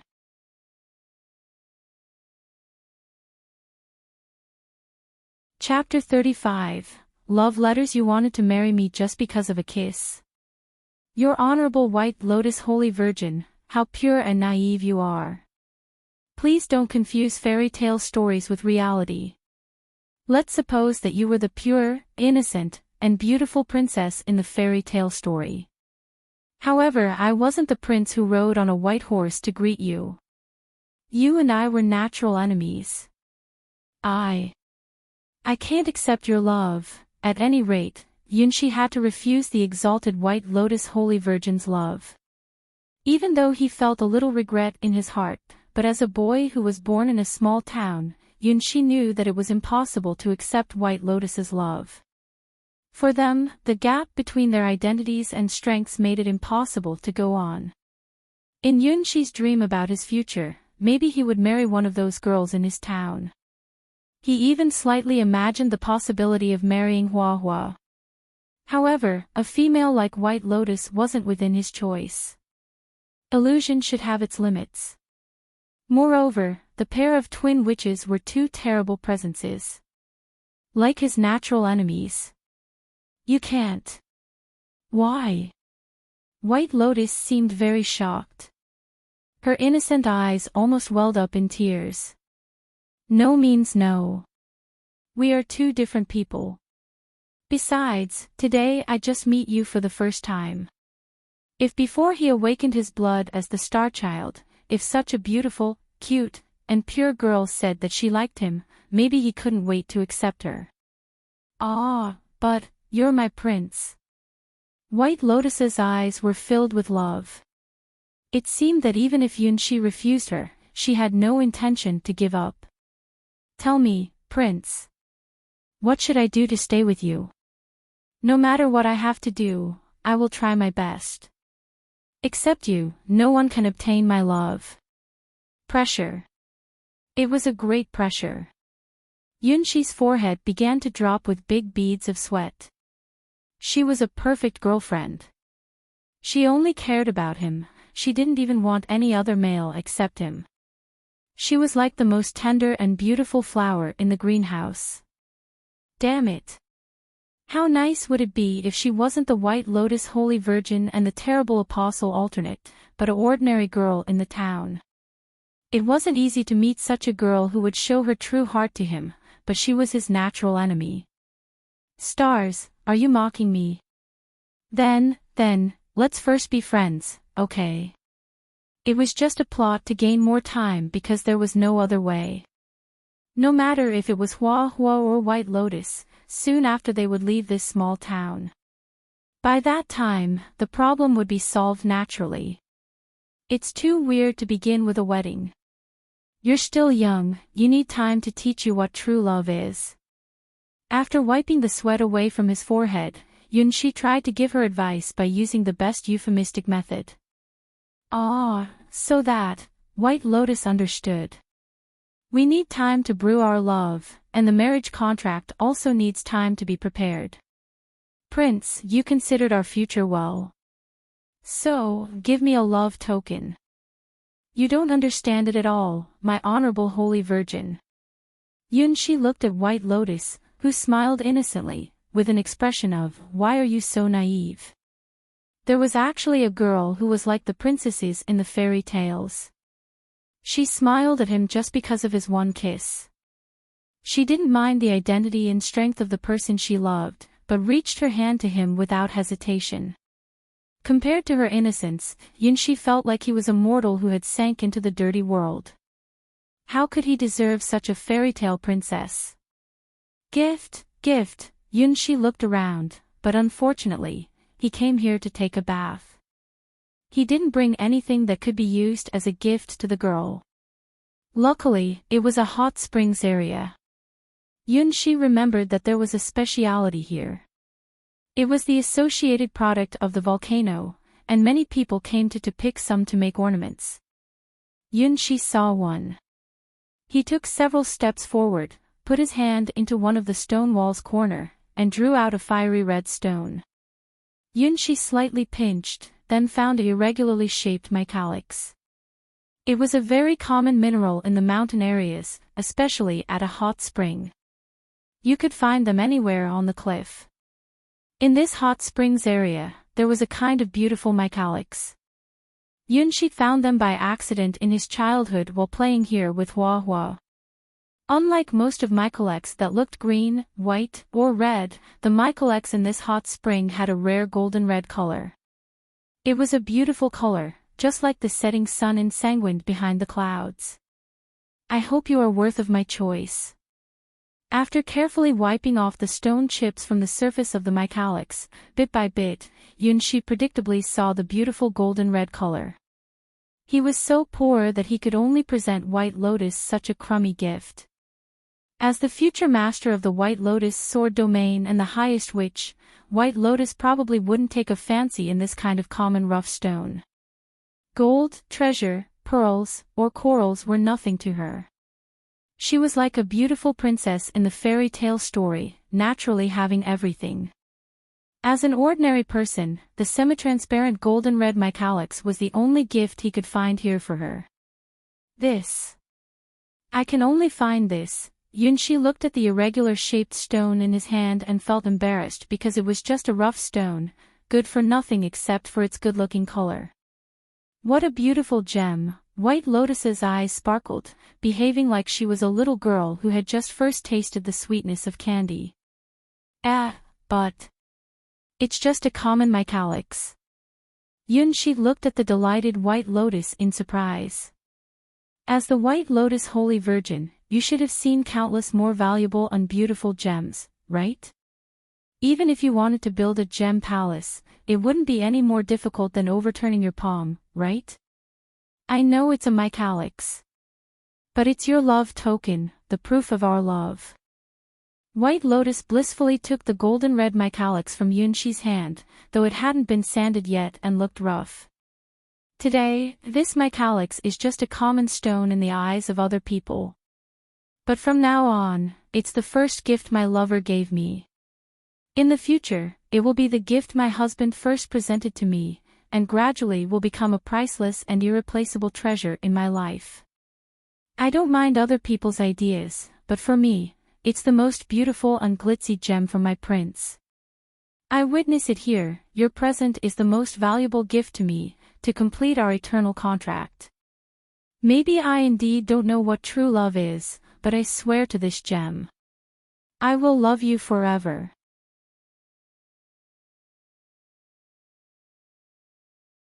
Chapter 36, Moon and Star Ring, I Should Go. The longer Yunshi stayed with White Lotus, the dirtier he felt. It was like writing messy and ugly letters on a pure white paper. The gap between their worlds was too wide. Maybe a prince and princess would have a perfect end. But this princess and himself. Was it a joke? Besides, they were natural enemies. Oh right, Mayor. Finally, Yunshi remembered that his star fairy was still looking at them curiously. My fairy, why are you looking worried about nothing right now? Is this little golden dog your pet? White Lotus looked at Mirror jumping into Yunshi's arms in surprise. And, she is my pet. Yunshi hugged Mayor, he didn't know why, but she was excited, and suddenly turned his face red. He remembered the scene he saw just now through Mayor's eyes, and the soft, sweet feeling he felt through Mayor's body. No matter if it was the elder sister or the young sister. Woohoo, it wasn't his fault, it wasn't his fault. Sure enough, we can understand each other, this is an arrangement of fate. White Lotus smiled and waved her hand to Mayor. She looked very happy. They could meet each other under the starry sky, at this time in the world where there was only the two of them. The god of fate, thank you for presenting to me the best prince in the world. No, in fact, for White Lotus, it was her luck. But for Yunshi, it was definitely bad luck. He was just a first-rank swordsman now, but the apostle candidate of his ex-girlfriend had found him. Was he cursed by the god of fate? Yes, since she is one of your ex-girlfriends, then, goodbye. Yunshi thought that if he stayed here any longer, he would have a heart attack. We will see each other soon after, my prince. White Lotus looked at Yunshi leaving with Mayer, smiling sweetly. In her palm, the golden-red gem Yunshi presented to her was shining extraordinarily bright. It was due to the blessing White Lotus casted on the gem. At midnight, inside the foggy hot spring, Red Lotus opened her eyes and stretched herself comfortably. She felt that she was in her best state. Inside of her body, her spirit chi quickly flowed like a waterfall. Even the essence of the sun and moon also responded to her twin witch blood, dropping from the sky incessantly. Peace of mind. The world was reflected in Red Lotus' heart. She could even clearly hear a flapping sound from several miles away. It was pretty weird. Wasn't her state too good? In Red Lotus's memory, she had only temporarily reached this kind of realm once. That happened when she and her sister broke together the wailing barrier of mortals and reached the hero rank. Enlightenment, God's thinking, or unity between heaven and man. Different gods' domains had different words to describe it, but they all meant the state of forgetting oneself. Red Lotus didn't enter that realm after that. Red Lotus leaned over her body and saw that her sister had an expression she had never seen before. There was an irregular-shaped golden-red mineral in her hands, which she had focused her cultivation power into. What was she doing? Red Lotus mainly practiced sword skills and unique skills like Void Mudra, so she didn't understand what White Lotus was doing. Though she didn't understand it, but from White Lotus's eyes, she could see that she had forgotten everything and sank into the god's thinking realm. She was trying her best to cast a special magic. Together with the moonlight and starlight dropping down, it slowly crushed and eliminated all impurities from the golden-red mineral, and only left behind the most beautiful and pure part. At first, the mineral was still a little rough and had some debris on its edges. However, after White Lotus refined it, it shined bright and beautifully. Hiss! Under Red Lotus's surprised eyes, White Lotus bit the tip of her finger and dropped blood beads on it one by one. The contract of blood. Red Lotus didn't believe what she saw. It was a forbidden magic, and normally people only used it when they were making a supreme spirit weapon or artifact. Once one person's blood was linked to other stuff, it wouldn't be an easy thing to discharge it. One person could only link a certain number of blood contracts, and once the stuff he used to make the contract was destroyed, the person would suffer a heavy damage.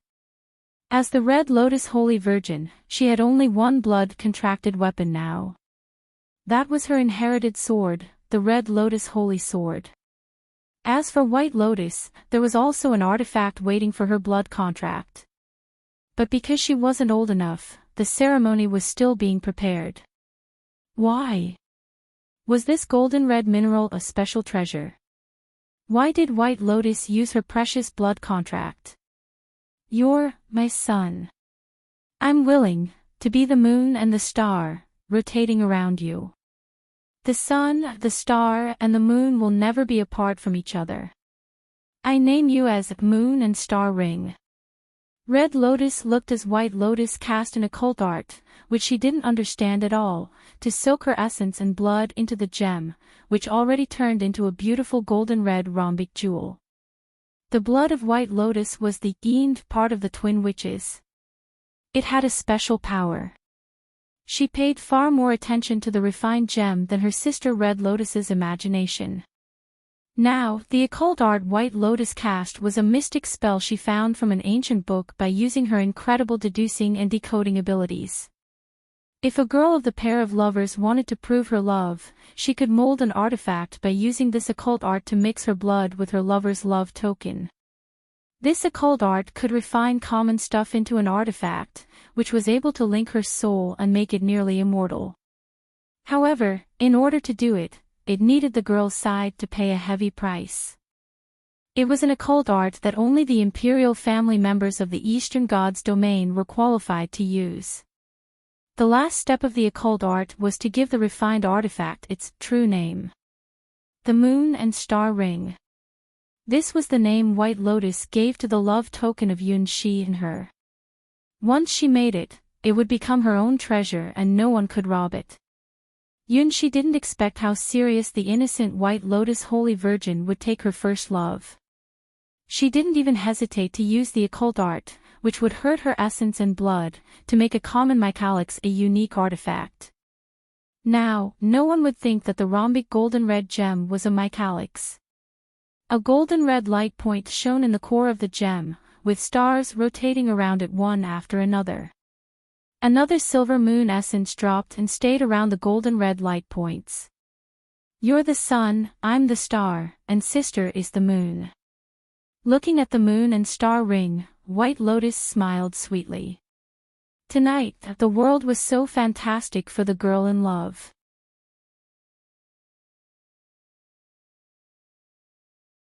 Chapter 37, Regression. White Lotus, what's happened? After White Lotus finished casting her secret spell, Red Lotus asked her sister. She didn't know what put her sister in such a good mood. Something must have happened. As the elder sister of the twins, Red Lotus never saw her sister so excited. Her sweet smile, focused eyes, and the golden red gem in her hands, everything told her that something had happened.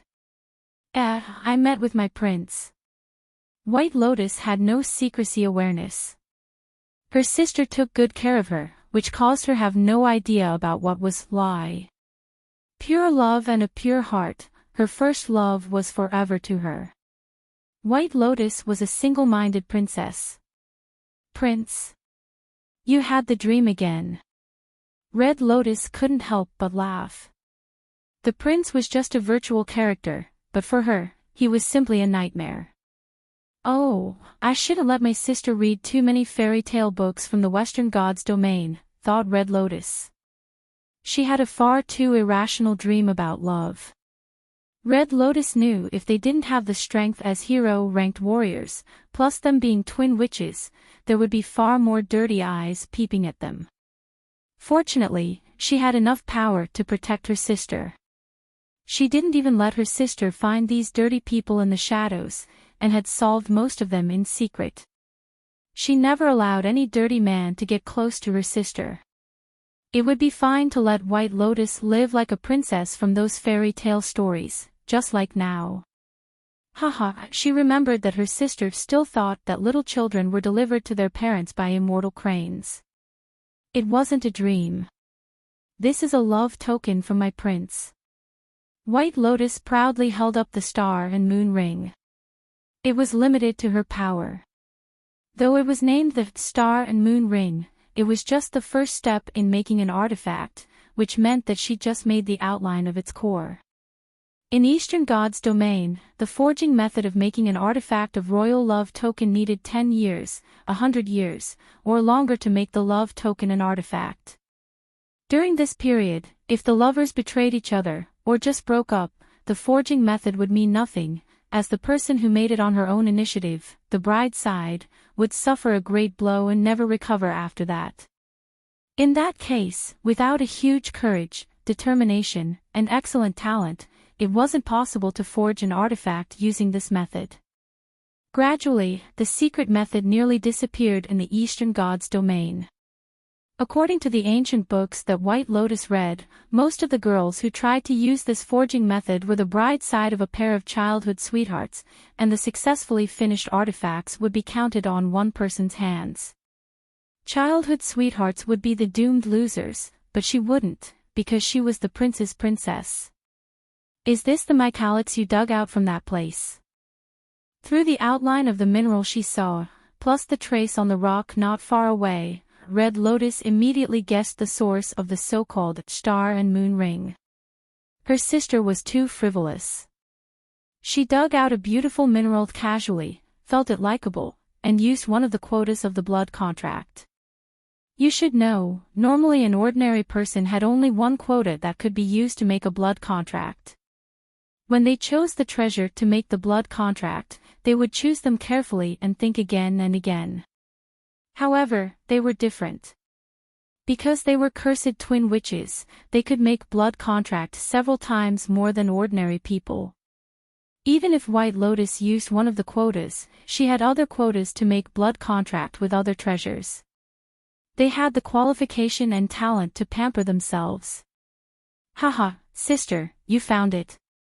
White Lotus looked pretty happy. Yes, this is the love token my prince dug out from that place and handed over to me personally. It's my treasure. Red Lotus covered her own forehead. Too bad, her sister slid into a reverie which was named love. How was it possible for that prince to walk into the real world from a dream? Even if the prince really existed, he would never get through the warning line she made. There was no creature in the hot spring beside themselves and the turtle.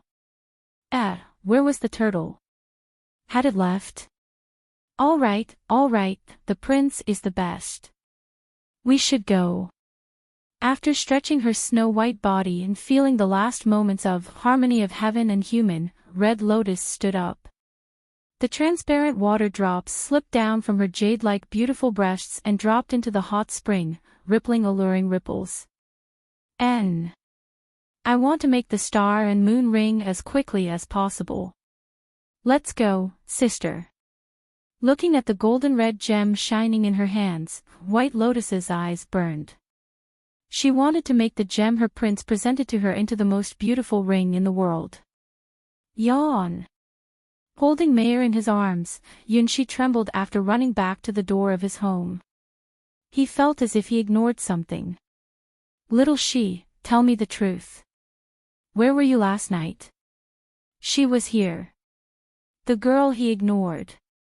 His childhood sweetheart, whose jealous radar never made a mistake and was 100% accurate, Hua Hua. In the darkness, Hua Hua put her right hand on the sword scabbard, staring at Yunshi as if she was a wife who found her husband backing from a secret date. Her sword hadn't been drawn out, but her killing intent was already rising in the air. Once she found the truth that Yunshi moved his love to any other girl, the only thing he would see was her lightning sword. I just went to the mountain to take a bath in the hot spring. Yunshi honestly said. Hua Hua stepped forward and smelled the odor on Yunshi's body. Fortunately, Yunshi kept soaking in the hot spring, so Hua Hua smelled nothing. In addition to Mayer's special odor, he escaped from the probable disaster. It's weird. You body indeed have only Mayer's odor, but why did I felt ill at ease during my practice and made mistakes several times? Haha, it must be your illusion. I was just going to the hot spring. Yes, he didn't lie. He just met his natural enemies when he was at the hot spring, and the sister, White Lotus, showed her love to him. Of course, he wouldn't say it out, even if she tore off his mouth. Oh right, Hua Hua, do you know what I saw? I saw a real big scene beside the river. Some real big shots came to our town. Yunshi immediately tried to change the topic. I know, they are the strongest people in White Lotus Sword Domain, the twin saintesses. Hua Hua's eyes turned serious, it seemed that she had heard of them before. Elder sister Red Lotus and young sister White Lotus. Even in the Western Gods domain, you can hear their names. Yun 11, you should be careful. They're cursed twins, you should never get close to them. It says that they hate males. They never allow men to walk within 10 meters of them. Many people have died because they'd made this mistake. Yunshi sweated. Yunshi sweated like a trooper. Sweat streamed down Yunshi's face. 10 meters. Oh God, the distance between the White Lotus Holy Virgin and himself was almost of a negative number.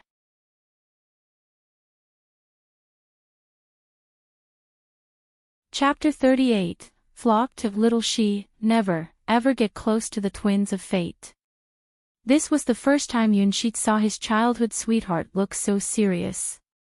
They're 1,000 times more dangerous than Miley, Elphyllis, and Yili. If they take an interest in you, you would have a miserable end. Aw. Aren't you being too sensitive, Hua Hua? And who did you think I am? Do I look like a guy who would get in trouble with the pair of twins? No, this must be the star's fault. Woo-woo, I didn't expect that.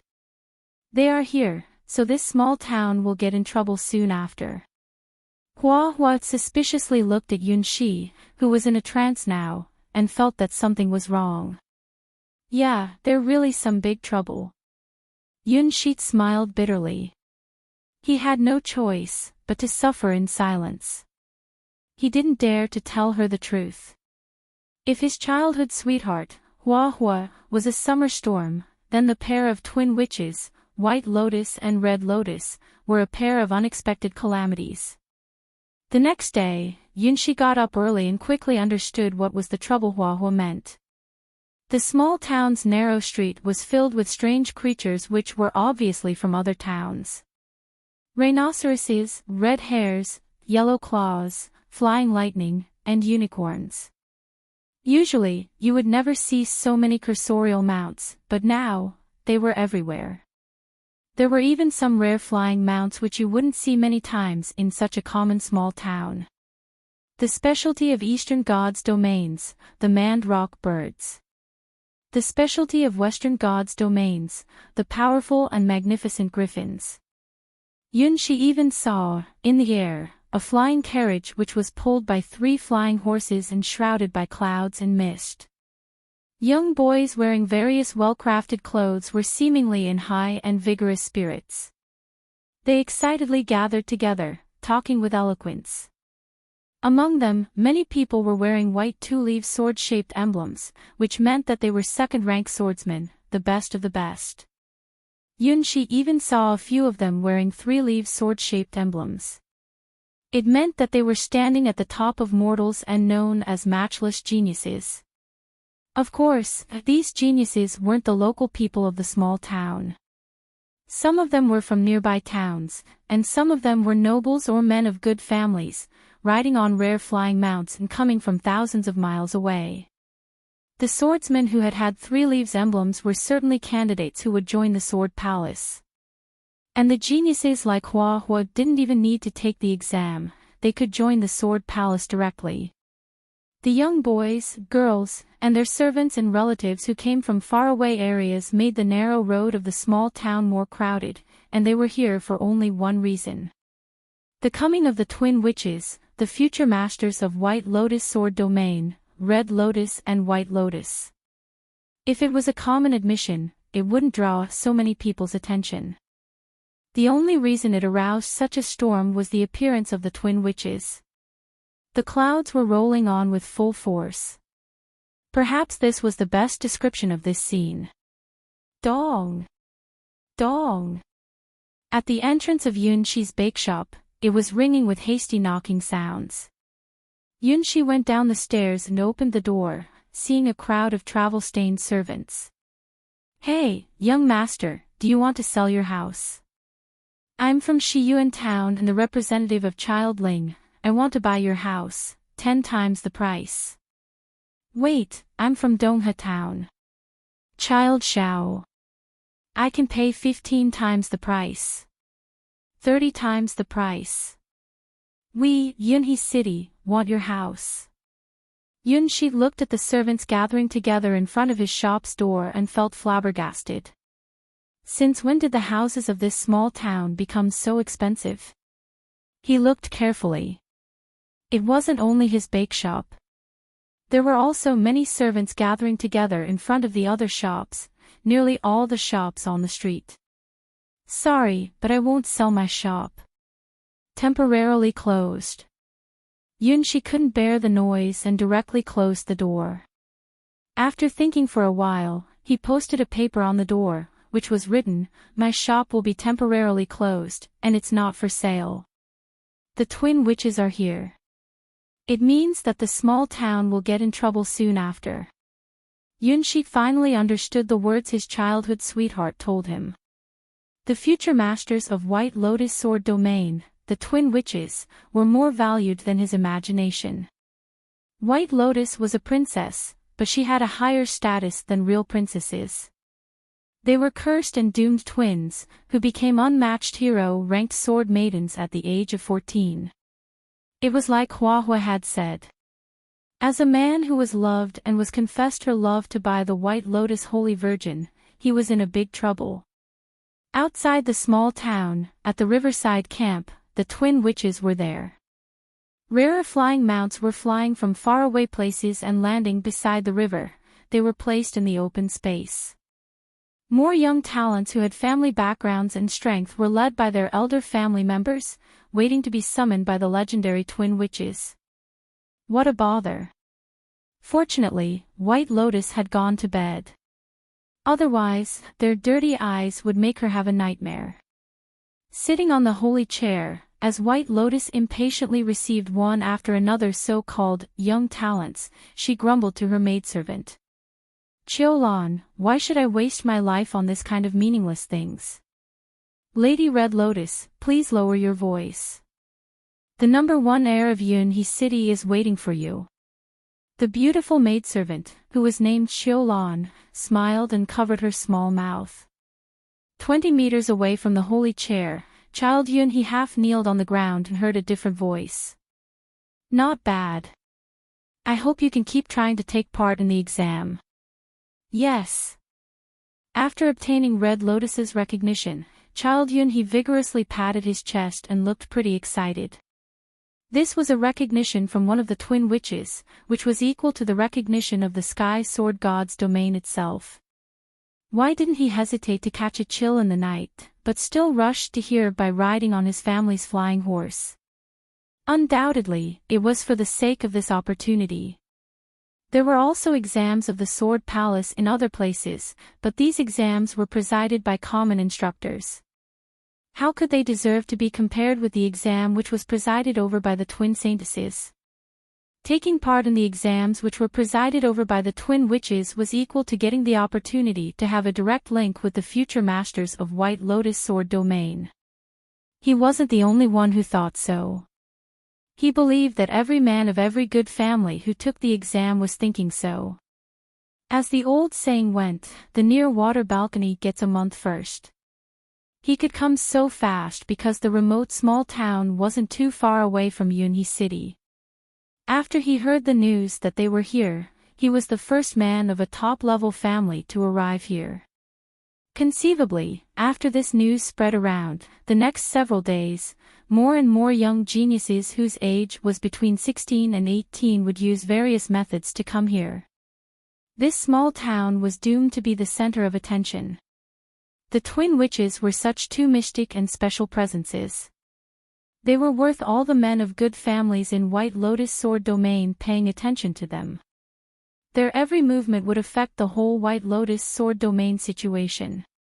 Due to their coming, even such a border small town, which was carelessly marked on the map, became the focus of every noble family's eyes. You're tuning into the LoveLore Library YouTube channel. We're so grateful for your support, and don't forget to subscribe to join us on this incredible journey through captivating stories. Your generosity through donations truly makes a world of difference, as it's the primary source of revenue that allows me to expand and enhance this channel for you. Thank you from the bottom of my heart for being a part of this adventure.